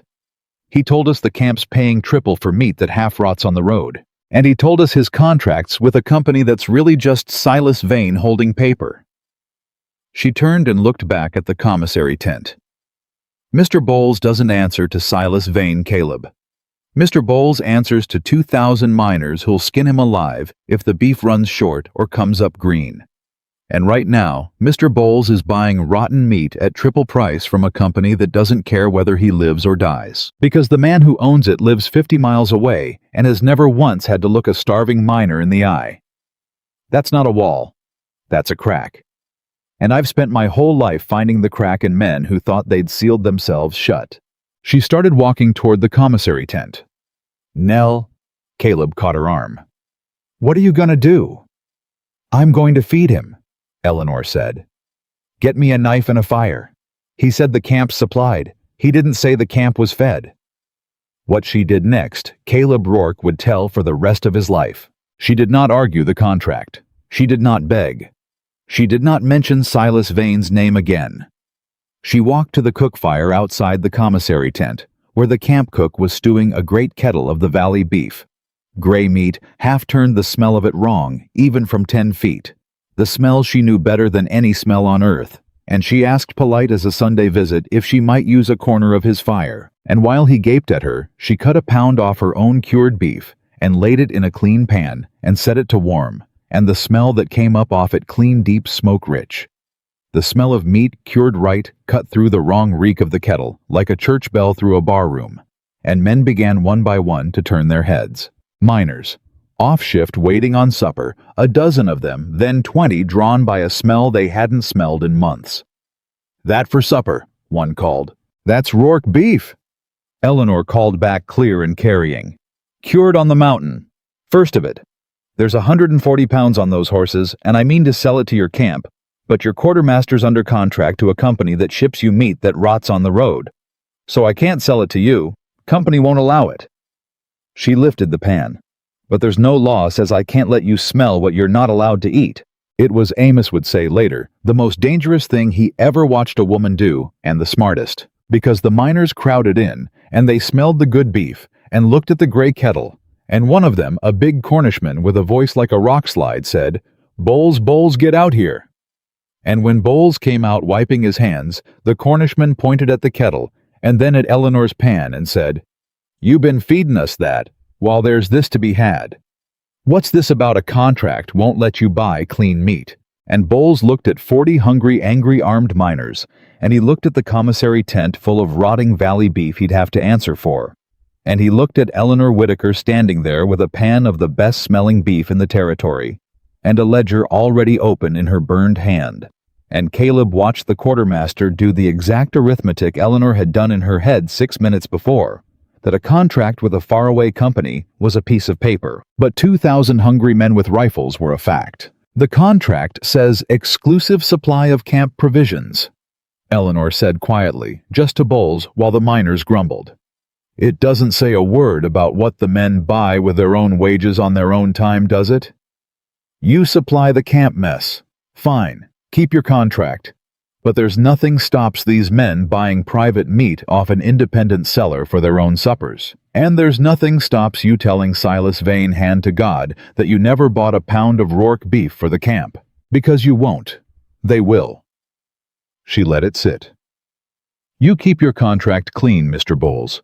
I'll sell straight to the men. And when Silas Vane comes asking, you tell him the God's truth, that you honored every word of his paper, and it didn't matter, because you can own a contract, but you can't own a hungry man's wages." Bowles looked at her a long, long moment. Then slow something that was almost a smile cracked his heavy face. "Ma'am," he said, "I've been choking on that man's rotten beef and his one-sided paper for a month, and I couldn't buy my way out of it if I wanted to. But you're right. What the men do with their own wages ain't camp provisions, and it ain't my business, and it sure ain't bitter roots." He raised his voice to the crowd. "Boys, this lady's selling clean cured mountain beef, private sale, cash on the barrel, and it ain't camp mess, so it ain't my contract. You want good meat for once. You deal with her direct." The roar that went up scattered birds off the ridge. They sold 140 pounds of beef in under an hour cut and weighed and recorded in Eleanor's ledger to the ounce cash pressed into Wesley's hat until the hat wouldn't hold it, miners buying 2 and 3 pounds at a time and asking when there'd be more. And one grizzled old digger, holding a cured strip to his nose with his eyes shut like a man at prayer, saying, "Lord, I ain't tasted meat didn't fight back in half a year," and Bowles himself buying 5 pounds for personal, which everyone understood meant the man was hedging his bet clean over to the winning side. And when it was done, when the money was counted, and it came to more than 3 times what Silas Vane had ever paid more cash in 1 hour than the Rourke ranch had seen in a season, the Cornishman who'd started it clapped Caleb on the shoulder and said, "Your missus is a caution, Rourke. When's the next load? Half these boys'll starve waiting on it." 2 weeks, Eleanor said before Caleb could answer. 2 weeks, and every 2 weeks after regular as the moon. You tell the camp, Rourke beef North Road 1st of the month and the 15th. And you tell them one thing more. She closed her ledger. You tell them the Bitterroot Company tried to keep it from you. Burned a wagon in the draw to stop this very load. Shot this man's horse and put a bullet in his oldest friend's leg to keep clean beef off your table so they could keep selling you rot at triple the price. She looked around the crowd of hard men gone suddenly still. I'm not asking you to fight anybody's fight. But when a man sends riders to burn beef meant for your supper table so he can go on feeding you garbage at a profit well, you're grown men. You'll know what to do with that. The silence after that was a different kind of silence. And Caleb Rourke, standing filthy and bloodied and stunned in the middle of a mining camp that an hour before had turned them away, understood at last all the way down the thing Eleanor had been trying to tell him since the day she threw rotten beef at his boots, that Silas Vane's whole power was built on nobody ever seeing the truth of him. On distance, on paper, on no hungry man ever connecting the rot on his plate to the rich man 50 miles off who profited from it. And Eleanor had just stood in the middle of that camp and connected it out loud in front of 40 witnesses who'd carry it to 2,000 more. She hadn't just sold the beef. She'd taken the one thing Silas Vane couldn't afford to lose. She'd taken his story.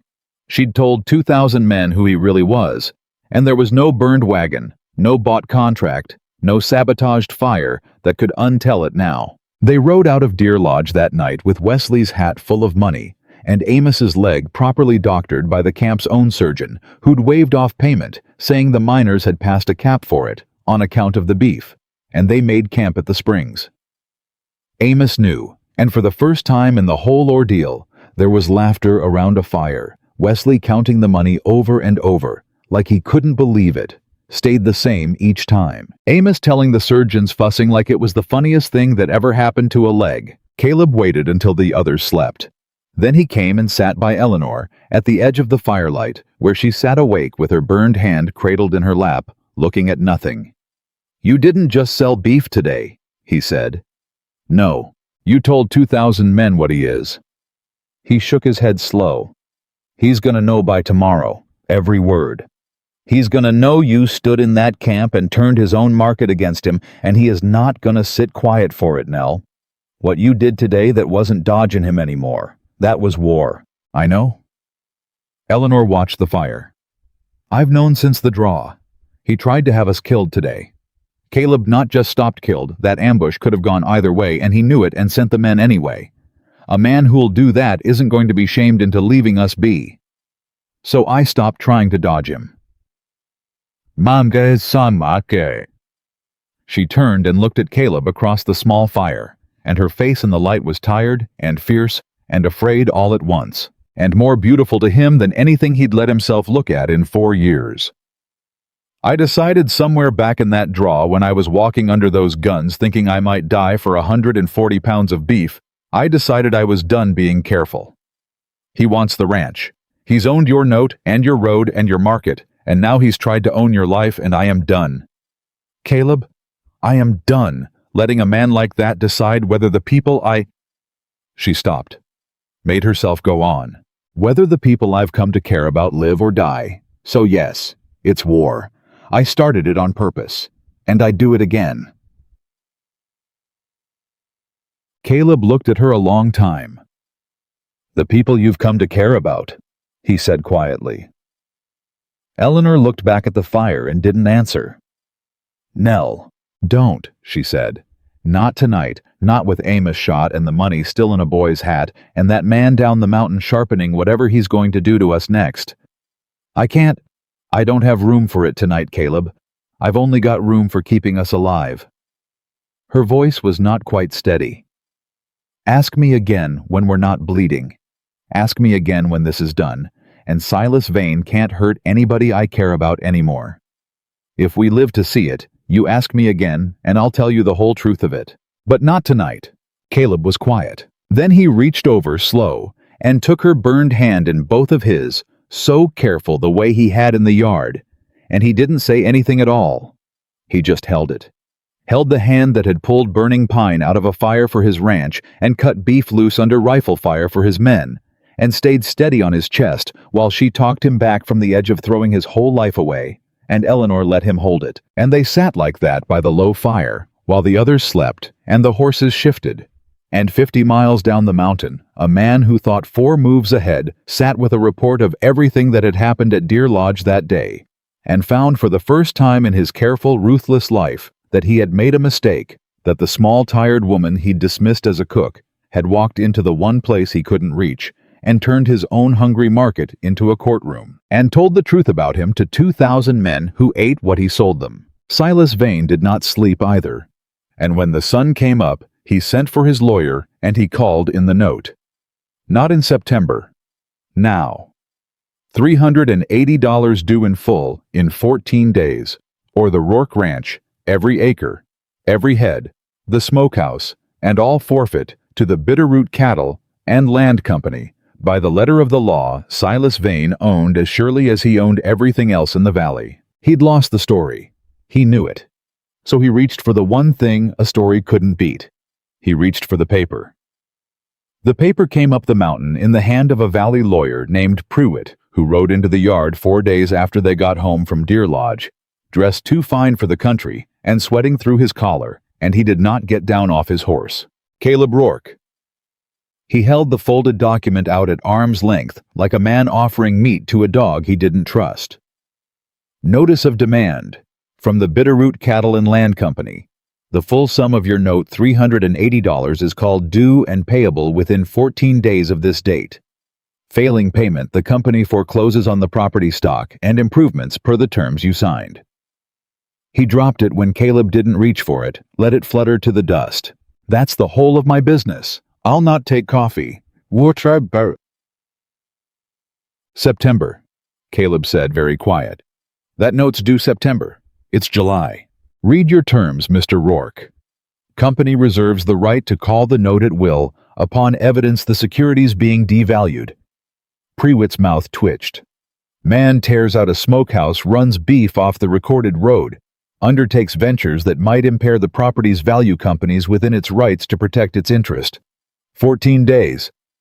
He gathered his reins. I'd start counting cattle to sell was I you. Though I hear the market's poor. Awful poor. For Rourke beef especially. He rode out. Nobody stopped him. Eleanor picked the paper up out of the dust and read it twice, standing very still while the men gathered around her the way they did now, the way they'd started to somewhere on the road back from Deer Lodge, not looking to Caleb, first looking to her. 14 days, Wesley said. We got that money from the camp. We got Amos how much we got. 200 and change, Amos said heavily. After the salt debt and the doctrine and the supplies, $211. So we're short. $169 short, Eleanor said, folding the paper. In 14 days. She looked up. And even if we sold every head of cattle on this mountain tomorrow at Vane's prices, which are the only prices on offer because he owns the buying, same as he owns the note, we'd get pennies on the dollar and hand him the ranch empty for the trouble. That's the trap. It was always the trap. He doesn't want the money. He never wanted the money. He wants the land and the water and the timber, and he's built it so that the only way to pay him is to sell him the very things that make the ranch worth having. She said it flat, working it through out loud.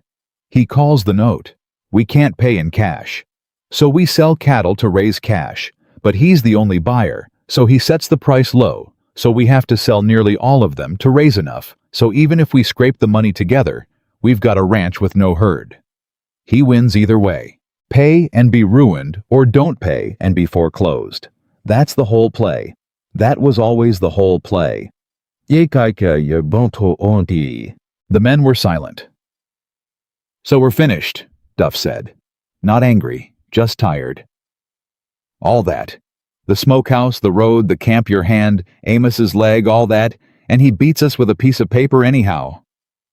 No, Eleanor said.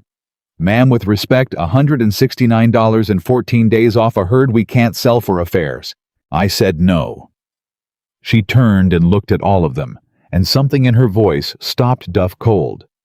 I've spent my whole life watching men with paper crush men without it. I watched it take my father's house. I know exactly what that paper is, Mr. Duff, and I know exactly what it isn't. She held it up. It says the note can be called if the security's being devalued.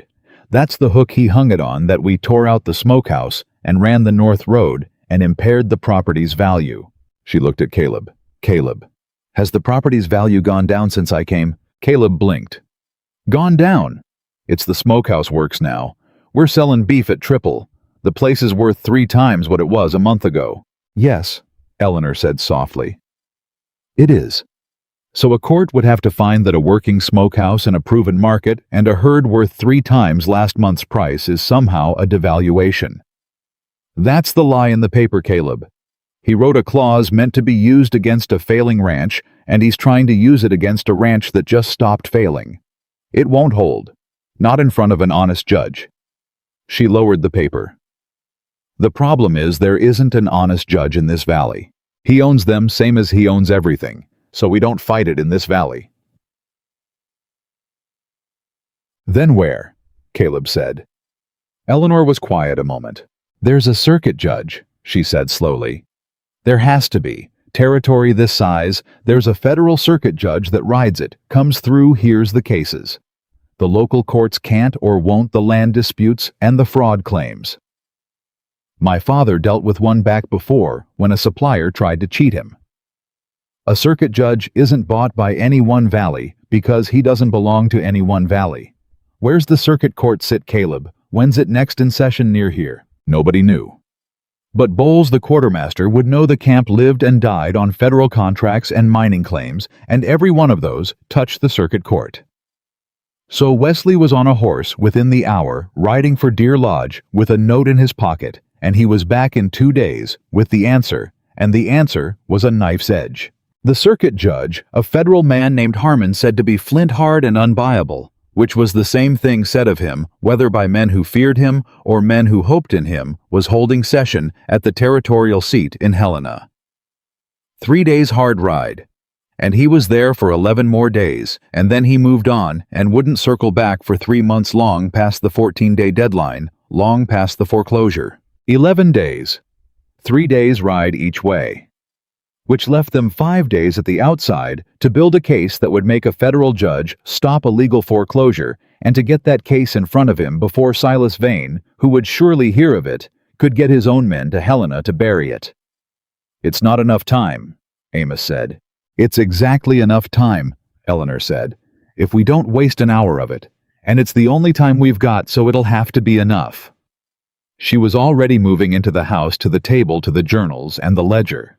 Because here's the thing Silas Vane doesn't understand about paper, and it's the same thing he didn't understand about the camp. He thinks paper is his weapon. He thinks because he's got more paper and better lawyers' papers on his side. She spread the ledger open. But paper cuts both ways. He built his whole scheme on paper, the note, the exclusive contract, the low prices, quarter after quarter, all of it written down, all of it recorded, because a man that careful writes everything down. And a man who writes everything down leaves a trail. I've been reading that trail for 3 weeks in this ledger, and I didn't even know what I was looking at.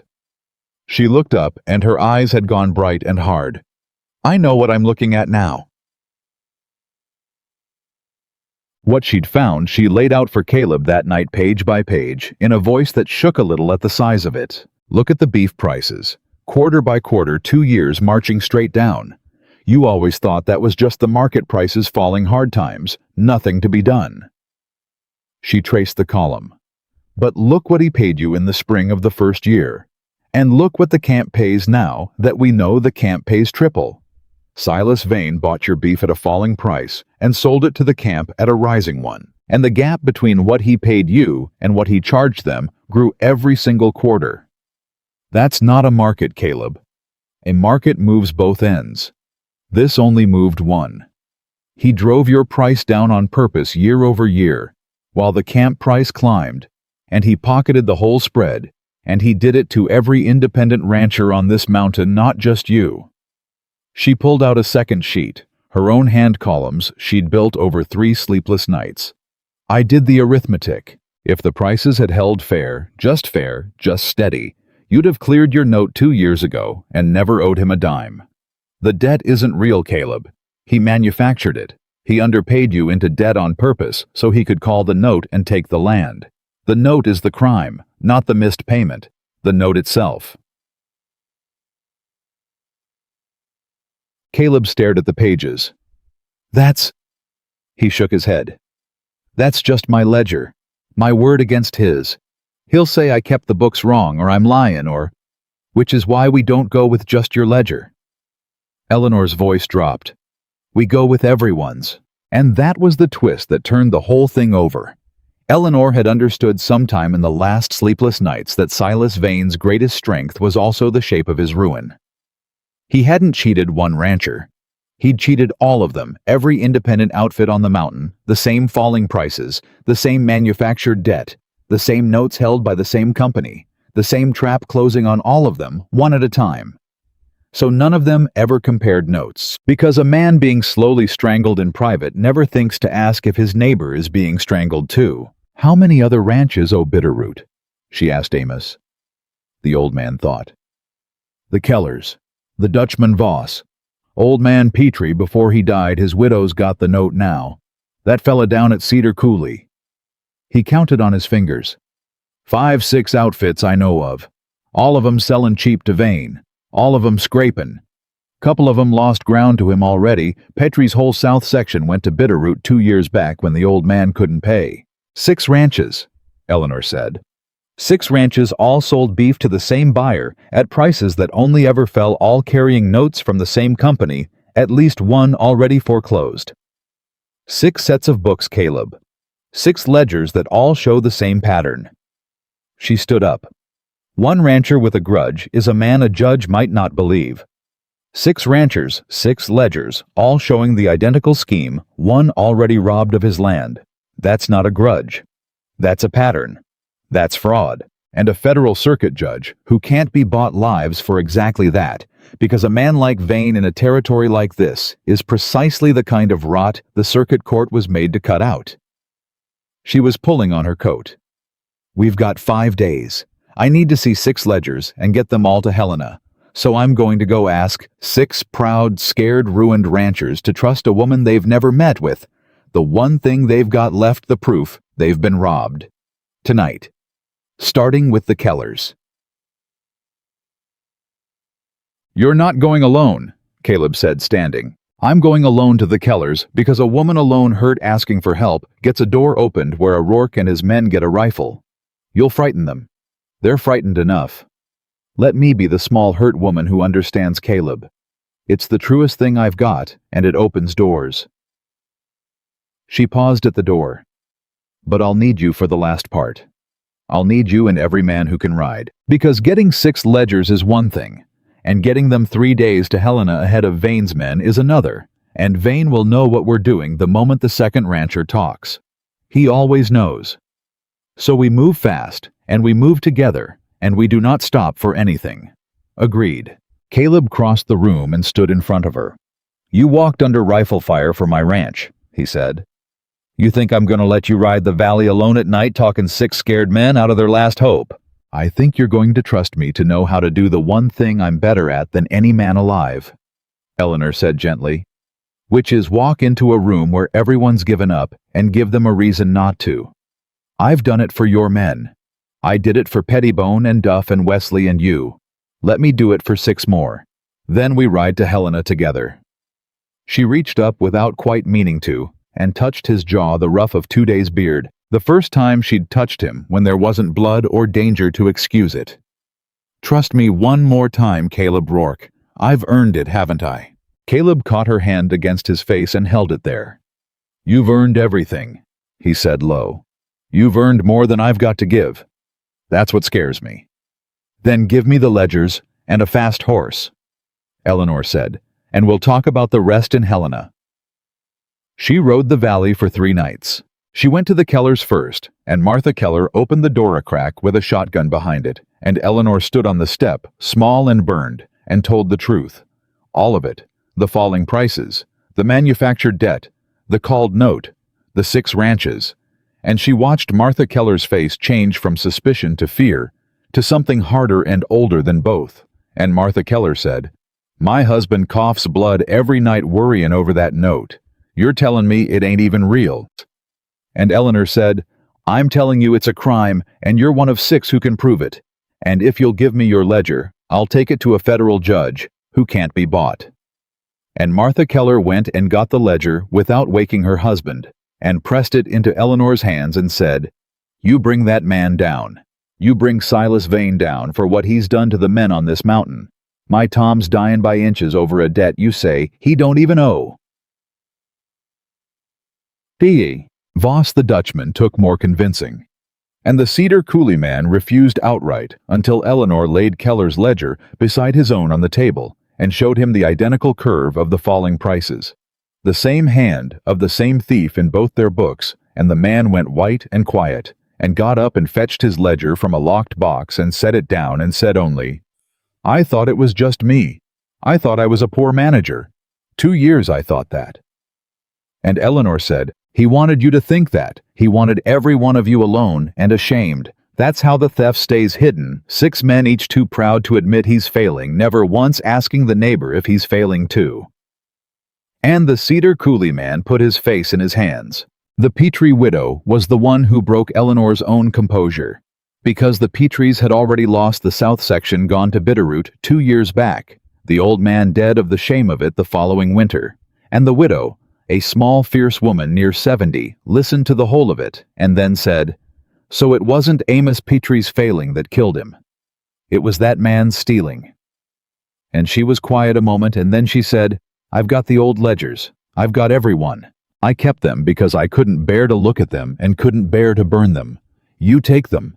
You take them to your judge, and you tell him a woman who buried a good man over a lie he was made to believe about himself wants to watch Silas Vane answer for it." She fetched the books. Then she took Eleanor's burned hand in both her own and said, "I don't know you, girl, but you rode out at night with a hurt hand to give 6 broken families back the truth of themselves. Whatever you are to that Rourke man, you're worth 10 of any of these men who let it happen to them one at a time and called it their own fault. Now go." Eleanor rode back to the Rourke ranch on the 3rd night with 6 ledgers roped in oilcloth against the weather, the same oilcloth her mother had bound her journals in, and her whole body shaking with exhaustion, and something else. Something that felt like the thing her mother had meant when she'd said, "The only knowing worth having is the kind that doesn't die with you," because she was carrying 6 families' proof out of the dark, and it had been there the whole time in the open, in 6 locked boxes, and all it had needed was somebody to walk into 6 rooms and say the truth out loud, until 6 ashamed men and women believed it, and women believed. They rode for Helena at dawn. Caleb, Eleanor, Wesley, and Duff on the 4 fastest horses the ranch had with the ledgers and Eleanor's own arithmetic, and a hard 3 days ahead of them, and they had gone not 4 miles down the mountain when they saw the dust of riders coming up. Silas Vane's men, 6 of them spread across the trail. "He knows," Caleb said, hauling up. "Somebody talked. He knows we've got the ledgers, and he knows where we're taking them." His hand went to his rifle. "Nell, get behind me." "No." Eleanor's mind was already moving. "No, listen, count them. 6 men on the trail down. That's near every man Vane's got. He's put everything on stopping us on this road because he thinks this road is the only way to Helena." She turned in the saddle and looked back up the mountain. "But it isn't. Wesley, the north freight track. The one we took to Deer Lodge. Does it connect on past the diggings? Can a rider get from Deer Lodge to Helena?" "Longer," Wesley said. "But yeah, freight goes that way, 2-3 days. Then we split." Eleanor was already pulling the ledgers half out of her saddlebag. "Caleb, you and Duff take the main road, and you make them chase you. Draw them off. Lead them anywhere. Keep 6 of Vane's men busy running you down a road that goes nowhere near where the ledgers are going. And Wesley and I take the north track through Deer Lodge to Helena with the books." She was dividing them as she spoke 3 ledgers to her own bag, 3 thrust at Wesley.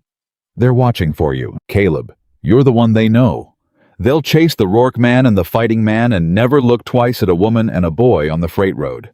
We'll be past Deer Lodge before they know they chased the wrong riders." "You are not taking my 16-year-old and riding 3 days through open country with the proof that hangs Silas Vane while I lead his guns the other way. That is exactly what I'm doing," Eleanor said. "Because it's the only thing that works, and you know it's the only thing that works, and we don't have time to argue it on a trail with his men 4 minutes out." She wheeled her horse. "You told me in the draw you'd do it my way. You did, and we won. Do it my way again. Draw them off. Give us the road, and Caleb." Her voice caught. "Don't you get killed doing it. Don't you dare. You lead them and you lose them, and you come to Helena. You hear me? You come find me at that courthouse, because there's a thing I said I'd tell you when we weren't bleeding, And I mean to tell it to you on the courthouse steps with Silas Vane finished, and I can't do that if you're dead in a ditch being brave. So lose them and live. Promise me." Caleb looked at her across the space between their horses, with 6 riders coming up the mountain, and everything they'd built balanced on the next 10 seconds. "I promise," he said. "You get those books to Harmon. I'll draw the wolves. And Nell." He didn't finish it. There wasn't time, and it was too big for the time there was. He just looked at her, and she looked back, and it was all there in the look, everything neither of them had said. "Ride," he said. "Ride, and don't look back, and I'll see you in Helena." She rode. She and Wesley cut up the mountain for the north track, and Caleb and Duff spurred straight down the main road into the teeth of Vane's men, whooping, drawing every eye, leading 6 riders on a 2-day chase down roads that led nowhere near Helena. And it worked. It worked exactly as she'd said, because Silas Vane's men saw the Rourke man riding hell for leather, and never once thought to wonder why he was riding away from the territorial seat instead of toward it. Eleanor and Wesley rode 3 days. They rode through Deer Lodge, where Bowles the quartermaster, hearing where they were bound, and why gave them fresh horses and a sworn statement of his own, the exclusive contract, the Rotting Valley beef, the order he'd been given in writing to buy. No Rourke beef, all of it signed and witnessed. "For your judge," he said, "and tell him a camp of 2,000 men will swear to every word if he wants us to." They rode on north with 7 documents now, instead of 6, and Eleanor never slept more than 3 hours, and Wesley grew up somewhere on that road, went from a boy gripping a rifle to a young man who watched the trail and rationed the water and said, on the last night, "My daddy died owing money he couldn't pay, ma'am. Different valley, different man, same kind of thing, I reckon. I never knew you could fight it. I thought you just took it. I thought that was how the world was." And Eleanor said, "That's how they need you to think it is, Wesley. That's the whole of their power men believing there's nothing to be done. There's always something to be done. It's just hard, and it's frightening, and most folks are too tired to do it. But there's always something." And the boy was quiet a long time, and then he said, "I'm gonna remember that my whole life." And Eleanor believed him. They reached Helena on the morning of the 9th day, since the notice with 5 days of the deadline gone, and the ledgers safe, and Judge Harmon's court in session for 2 more days only. And Silas Vane was already there. He was standing on the courthouse steps, when Eleanor and Wesley rode up, filthy and swaying in the saddle, standing there in a fine coat, with his lawyer Pruitt beside him, and he was smiling, because of course he'd come himself.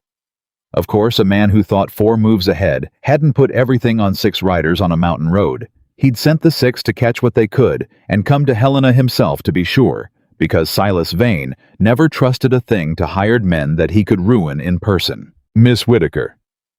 He tipped his hat mockingly gentle. "You look a fright. Long ride." He glanced at the saddlebags at the oilcloth.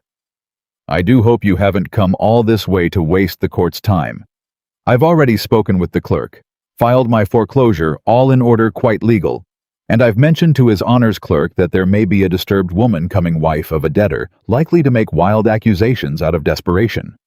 "Hysterical," I said, "not to be credited." The smile widened. "You've had a hard month, ma'am. Everyone knows it. A woman married off to a failing ranch, grasping at anything. So sad. The judge has been warned to expect you." And there it was. The last trap sprung on the courthouse steps. He'd gotten there first, not to fight the ledgers, but to poison the well before she ever reached it, to make sure that when a dust-caked, exhausted, wild-eyed woman came stumbling in with a bag of accusations, the judge already had a word for her in his head, and the word was hysterical. Wesley's hand went white on his reins. "That ain't, ma'am. That ain't true. You're the smartest." "It's all right, Wesley." Eleanor swung down off the horse, and she did not stumble, and she straightened her spine, and she looked Silas Vane full in the face for the first time. This man she'd been fighting for a month, and never once met this quiet, smiling rich man who'd starved 22 of her people and burned her fire and shot Amos's horse and driven a good old rancher into the ground over a lie. "Mr. Vane," she said, "you're right about one thing. It has been a hard month." She reached into her saddlebag and drew out the oilcloth bundle unhurried and tucked it under her arm. "But you've made a mistake. I've watched men like you make my whole life. You think because I'm small and tired and a woman that what's in this bag is desperation." She stepped up onto the first stair close enough now to see the smile falter at the edges. "It isn't desperation, Mr. Vane. It's arithmetic. 6 ledgers. 7 with the quartermasters. 2 years of your falling prices and your rising sales and every dollar of the spread you stole in 6 different hands in 6 different books you never thought would sit on one table. You told the judge to expect a hysterical woman." She climbed another step past him now toward the courthouse doors, and she said it over her shoulder without slowing. "You should have told him to expect a bookkeeper. Good morning, Mr. Vane. I'll see you inside." And Eleanor Whitaker walked through the courthouse doors with 6 families' proof under her arm and a mining camp's sworn word in her bag to lay the whole of Silas Vane's careful paper empire on a federal judge's table. While somewhere on the roads behind her, a mountain cowboy who'd once called her a mouth to feed was riding hard for Helena through the dust, having lost the wolves, keeping his promise coming to find her on the courthouse steps. The clerk tried to turn her away at the rail. "Court's for parties to filed matters, ma'am. You'll want to wait outside. His Honor's been told there may be a—" The man had the grace to look uncomfortable. "An emotional woman likely to interrupt. I'm to keep the aisle clear." "I am a party to a filed matter," Eleanor said. "The Bitterroot Cattle and Land Company filed a foreclosure this morning against the Rourke Ranch. I'm the wife of the debtor, and I've come to contest it, which is my right under the law, and I have here documentary evidence bearing on the company's standing to foreclose it all." She set the oilcloth bundle on the rail unhurried. "You can enter me on the docket as a contesting party, Mr. Clerk, or you can explain to a federal judge why you turned away evidence in a fraud matter, because a rich man told you the woman carrying it was hysterical. One of those goes badly for you. I'd think on which." The clerk thought on which. Then he wrote her name in the book. Judge Harmon heard the Bitterroot foreclosure at 2 o'clock that afternoon, and Silas Vane's lawyer, Pruitt, rose first, smooth and quick, and it was over in 90 seconds, by his telling a defaulted note, a delinquent debtor, a clause invoked, all in order foreclosure to proceed, and Pruitt was already gathering his papers, when Harmon, a lean gray man with eyes like a hawk on a fence post, said, "Sit down, counselor. I'm told there's a contesting party. Your Honor, I did warn your clerk, the debtor's wife. Distraught, I'm afraid, and forgive me not entirely to be relied upon in matters of—" "I'll decide who's to be relied upon in my court," Harmon said without heat. "Come forward, Mrs. Rourke." She was not, in fact, Mrs. Rourke. Yet the marriage the letter had promised had never been solemnized, swallowed by a month of fire and blood and ledgers. But Eleanor did not correct him, because a name was a small thing, and the ranch was everything, and she came forward. "You've evidence, I'm told," Harmon said, "bearing on the company's standing to foreclose." "I have, Your Honor. May I lay it out?" "That's what you're here for. Lay it out." And Eleanor Whitaker laid it out. She did not weep, and she did not plead, and she did not once raise her voice. She laid the 6 ledgers on the table in a row, and beside them, Bowles's sworn statement, and beside that, her own single sheet of arithmetic. And she walked Judge Harmon through it, the way her mother had walked her through a smoke chart when she was 9 years old, plainly, in order one true thing at a time until the whole picture stood up on its own. She showed him the falling prices quarter by quarter in Caleb's ledger. Then she showed him the identical falling curve in the Keller's books, then Voss's, then Cedar Coulee, then the Petrie widows going back further, ending in a foreclosure 2 years gone. 6 independent ranchers, 6 sets of books kept in 6 different hands, none of whom had ever compared their records, because each had believed himself alone in his failing, and every single ledger showing the exact same thing. Beef bought by the Bitterroot Cattle and Land Company at prices that only ever fell in a territory where the price of beef at the mining camps, per Boles's sworn word, and the camp's own contracts only ever rose. "A market moves both ends, Your Honor," she said. "When times are hard, the buyer pays less, and the seller charges less, and the gap between stays roughly true. But this," she laid her finger on her sheet of arithmetic, "this gap only grows. Every quarter for 2 years across 6 ranches, the company paid its ranchers less, and charged the camps more, and pocketed a spread that widened like a wound. That's not a market, sir. A market can't do that. Only a monopoly can do that. A single buyer who's arranged to be the only buyer driving his sellers into debt on purpose, quarter by quarter, so that when their notes come due, they can't pay, and he forecloses and takes the land." She met the judge's eyes. The Petrie place already went that way.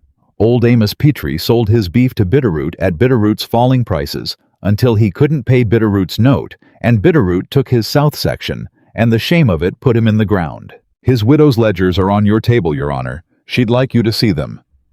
The courtroom had gone very quiet, and now, Eleanor said, "The company has called the Rourke note 4 months early on a clause that permits it if the security's being devalued. I'd ask the court to note the peculiarity of that. In the month since I came to the Rourke ranch, we rebuilt a failed smokehouse, established a proven market at the Deer Lodge diggings, selling cured beef at triple the company's price, and raised the working value of that ranch 3-fold. The company calls that devaluation." She let it sit. "It isn't devaluation, Your Honor. It's the opposite. The company called the note the moment the Rourke ranch stopped needing the company, the moment it found a way to sell around the monopoly. The clause wasn't invoked because the ranch lost value. It was invoked because the ranch found a way to survive without being robbed, and a ranch that survives can't be foreclosed, and a ranch that can't be foreclosed can't be taken. So the company moved fast before the pattern could be seen." Wow. She squared the ledgers on the table. "I'm asking the court to see the pattern. It's all here. 6 families, 2 years, 1 thief." Prewitt was on his feet. "Your Honor, this is precisely the sort of wild, unsubstantiated, it's 6 ledgers and a sworn statement, Counselor," Harmon said, not looking at him. "That's about the least wild thing I've seen in this court all week." He was turning pages now, Keller's book, then Voss's, then back to the Rourke ledger, his hawk's eyes moving down the columns, and Eleanor watched a federal judge do in 20 minutes what she'd done in 3 sleepless weeks, watched him find the pattern, watched his jaw set. "These prices, this spread. Mr. Prewitt, is your client present? Is Mr. Vane in this courtroom?" Silas Vane rose from the back, smooth and unbothered. "I am, Your Honor, and I'd remind the court that a company buying beef at prices agreed to by willing sellers has broken no law. If these men signed my notes and sold me their beef, they did so freely. Hard times are hard times. It's no crime to be a better man of business than one's neighbors. It's no crime to be a better man of business," Harmon agreed. "It is a crime to arrange to be the only buyer and then use that arrangement to drive sellers into manufactured debt for the purpose of seizing their land. That's fraud, Mr. Vane. And if it's systematic, if it's 6 ranches and 2 years and a pattern, a child could read off these pages. It may be conspiracy to defraud. Besides," he set down the ledger. "Now, you filed a foreclosure with this court this morning. Before I rule on it, I find I've got questions about the standing of the company that filed it, and about the note it's built on, and about 5 other notes held by the same company that I'd like to see for myself. So here's what's going to happen."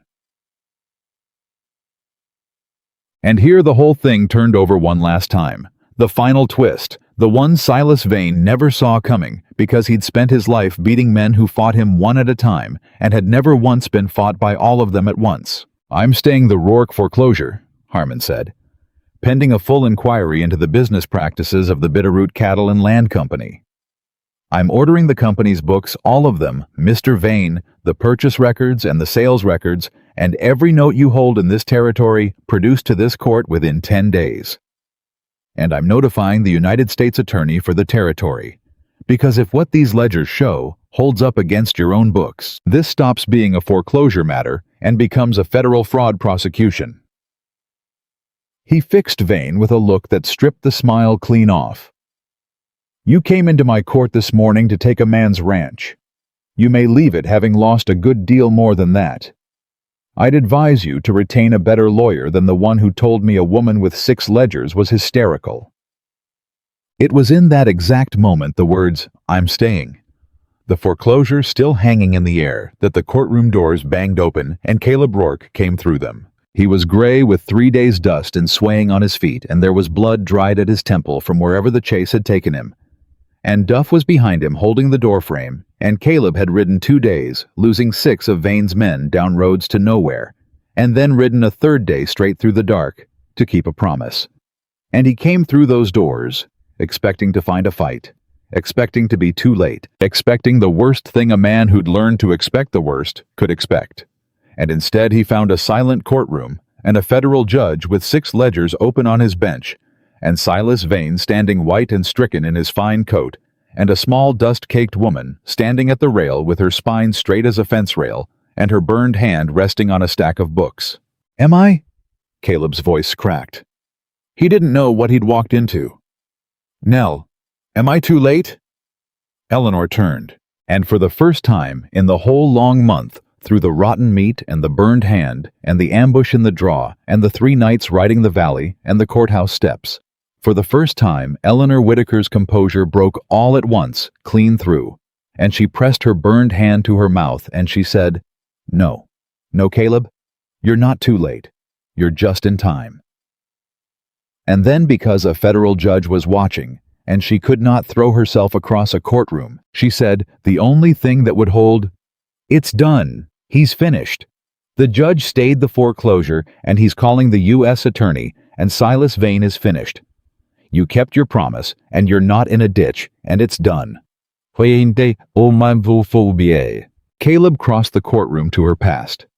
Vane passed Prewitt, and he did not touch her because there were too many eyes, but he stood close enough that she could feel him shaking with exhaustion, and he looked down at the 6 ledgers and the sworn statement, and this woman who had walked into a room where everyone had given up and given them all a reason not to. And he said low, just for her, "You did it. You actually, a month ago I called you a mouth to feed, and you just took down the richest man in the valley with a bag of other people's account books." He shook his head slow, wondering. "I've never seen anything like you in my life. I don't reckon there's anything else like you in the world." Judge Harmon cleared his throat. "Mr. Rourke, I presume?" The hawk eyes had something almost warm in them now. "Your wife's been making quite an argument on your behalf. Best prepared contesting party I've had in this courtroom in a year of Sundays, and I've had lawyers." He gathered the ledgers with care, a man who respected paper, because he'd seen what paper could do in the right hands. "The foreclosure stayed. Your ranch is safe pending the inquiry, and if these books hold up, and I expect they will, that note of yours won't just be set aside. It'll be evidence in a federal prosecution, and I'd not be surprised if the court finds the debt was never lawfully owed at all. Go home, feed your men, sell your beef. And when the U.S. attorney comes calling for these ledgers and these witnesses, you see that they're all there." He looked at Eleanor. "Especially you, Mrs. Rourke. I'll want you to testify. A jury ought to hear it laid out the way you laid it out. Plainest telling of a crooked scheme I ever heard, and not one wasted word in it." "I'll be there, Your Honor," Eleanor said. Silas Vane was escorted out, not arrested, not yet.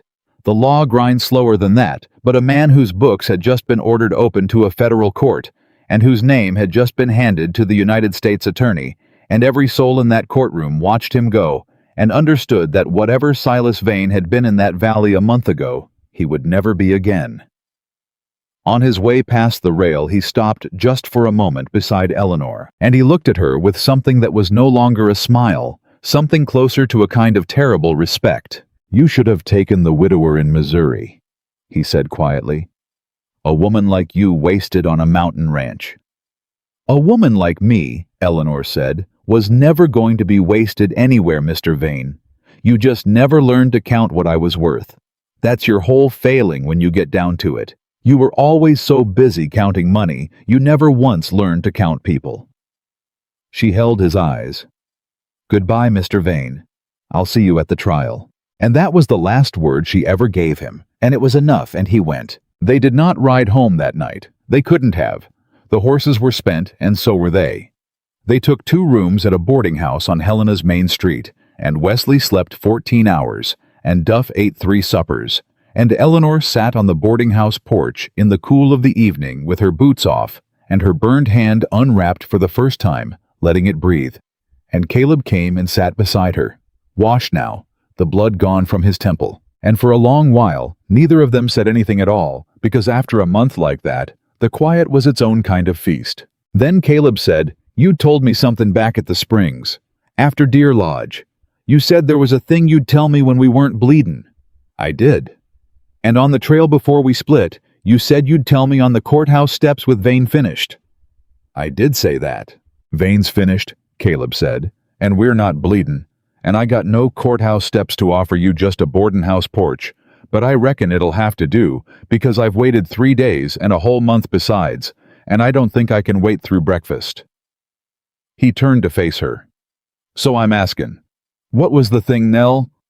Eleanor looked at her hands in her lap, the burned one and the whole one. "You want to know why I stopped you riding down that mountain to kill him?" she said.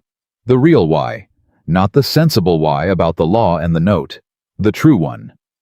"Yeah, because somewhere in the first 2 weeks, Eleanor said, between the smokehouse and the pantry and Pettibone singing over his pots, and Wesley carrying my crate without being asked somewhere in there. This stopped being a bargain to me, Caleb. I came up your mountain to be useful, because useful was all I thought I had left to be. I'd been passed hand to hand so long I'd near forgotten I was a person and not a service. A thing that could be sent for. And I told myself that's all this was too. Another arrangement, be useful, save the smokehouse. Don't hope for more, because hoping for more is how you get your heart broke. Her voice was steady, but only just. And then you called me a mouth to feed in front of all your men, and I hated you for it. And then 8 days later, you called me your wife in that yard when my hand was burned, and you didn't even notice you'd done it. And I stopped hating you right about then, and it frightened me worse than the ambush did. She made herself look up at him. I stopped you killing him because somewhere in those 2 weeks, I stopped being able to bear the thought of a world with you dead in it, Caleb Rourke. That's the true why. I fell in love with a man who called me a burden over a broken smokehouse and a bag of salt, and I've been terrified of it for 3 weeks and there. Now you know. That was the thing. Caleb was quiet a long moment.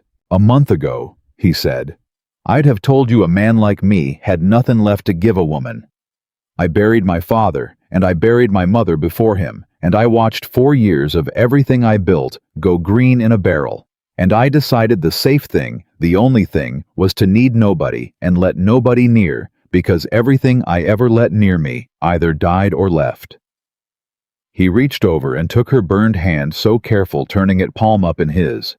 And then a woman got off a wagon and threw rotten beef at my boots and told me every truth I'd been too proud to hear, and near lost this hand pullin' pine out of my fire and walked under rifle fire for my ranch and rode the valley 3 nights alone to give 6 broken families back their dignity. And I sat there in that courtroom today, watching you take down the man who'd been slow killing everything I loved, and I understood something. He closed his hand gently around hers. You didn't come to my ranch needin' a place, Nell. Every other soul who ever came to me came needin' something. You came and you made the place worth keepin'. You made me worth keepin'. And I've been a fool and a coward about it for a month, because I was scared that if I let myself love you, I'd lose you like I lost all the rest. And then I watched you ride off up that mountain with my whole future in a saddlebag. And I realized the only way I lose you for certain is by being too much a coward to say it.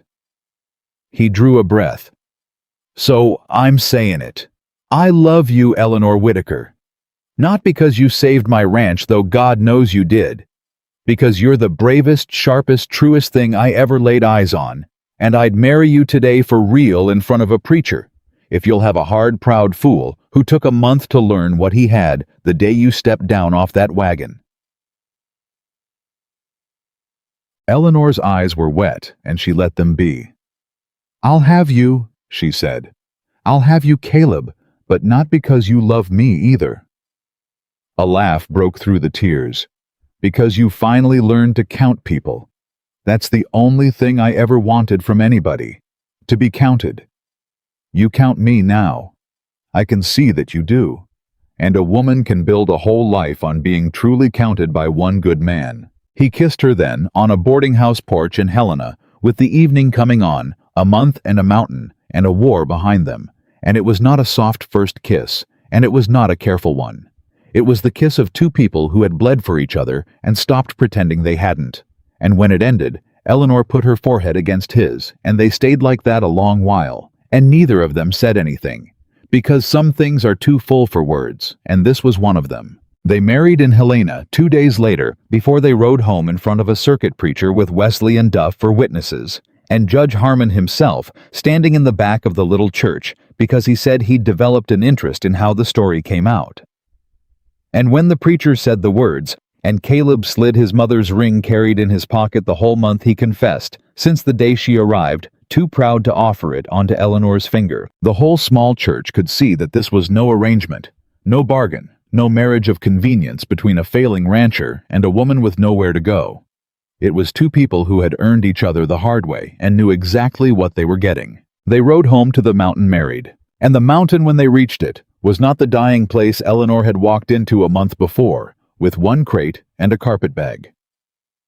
The smokehouse ran cool and true, and Pettibone had a batch curing that he was fierce and proud about. And the men came out into the yard when they saw the riders coming.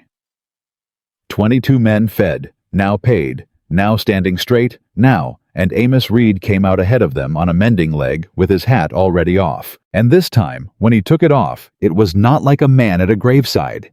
It was like a man welcoming his people home. "Well," he called up the trail, "don't keep an old shot man in suspense. We keep the ranch or not." "We keep it, Amos," Caleb called back. "We keep all of it. Vane's finished. Judge stayed the foreclosure, and there's a federal man coming for Vane's books, and there won't be a note over this ranch or any ranch on this mountain by the time it's done." He looked at Eleanor beside him. She did it. Walked into a federal courtroom with a bag of ledgers and took the richest man in the valley apart, in front of a judge, without ever raising her voice. The cheer that went up off that yard scattered the birds the same way the miners' cheer had, and Wesley was laughing, and Duff was pounding backs, and Pettibone came running from the cookhouse still holding a spoon, and in the middle of it all, Amos Reed put his hat back on his head and then took it off again deliberately, and tipped it to Eleanor Whitaker. Eleanor Rourke, now the way a man tips his hat to someone he has decided all the way down to reckon with. "Ma'am," he said. "Begging your pardon, Mrs. Rourke. When you got off that wagon a month back, I took off my hat to you, like a man at a funeral, because I figured you'd walked into a place already dead and didn't know it." His weathered face worked. "I was wrong about which of you was dead. This whole mountain was dead, and you're the one walked in breathin'. I've been ranchin' 50 years, and I never seen the like, and I don't expect I will again. So." He held the hat over his heart. "Thank you. For all of us. For the fed men and the paid men and the ones with their land back. Thank you." Eleanor could not answer that for a moment. Then she said, "You gave me the first true thing anybody gave me on this mountain, Mr. Reed. You told me the salt barrel was your fault when you could have let me think it was somebody else's. A man who'll own his own mistake to a stranger is a man worth working beside.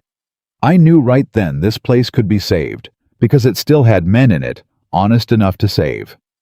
She looked around the yard at all of them fed and standing, and hers now. "We saved it together. Every one of you." I just knew where to point. That evening, when the celebrating had wound down and the men had gone to their bunks full and content, Caleb found Eleanor outside the smokehouse in the last of the light, holding her mother's oldest journal, the one with the worn place on the cover where two women's thumbs had worn it. "I keep thinkin'," she said when he came and stood beside her, "about what my mother told me. That the only knowing worth having is the kind that doesn't die with you." She turned the journal over in her hands. "I was so afraid my whole life that I'd end up like she did the first time. The only one who knew the cure turned out sick into the winter because knowing wasn't the same as being wanted. I thought if I made myself useful enough, indispensable enough, I'd be safe. And I came up here and I did the opposite of what fear told me. I taught everybody everything. I gave the knowing away to every man on this place." She looked up at him. "And that's what saved us in the end. Not that I knew the cure. That 6 other families knew their own books and a quartermaster knew his own contract, and I just walked around getting all the knowing into one room. The knowing was never the power, Caleb. Telling the truth of it out loud together, where a rich man couldn't keep everybody separate and ashamed, that was the power. My mother was right. Knowing that dies with you is just hoarding. Knowing you give away is how a whole mountain gets saved." Caleb put his arm around her and she leaned into him, and they stood together in front of the smokehouse that ran cool and true, watching the pale good smoke climb slow into the evening and drift north, the way it was always meant to. "You were afraid. You'd always be seen as a desperate woman with nowhere to go," Caleb said quietly. "You told Wesley that once. I heard you that first night through the kitchen wall. A desperate woman with nowhere to go." He tightened his arm around her. "You want to know what I see when I look at you now, Nell?" "What do you see?" "I see the woman who saved this mountain," Caleb Rourke said. "I see the reason 22 men eat and 6 families kept their land, and a boy named Wesley learned there's always something to be done.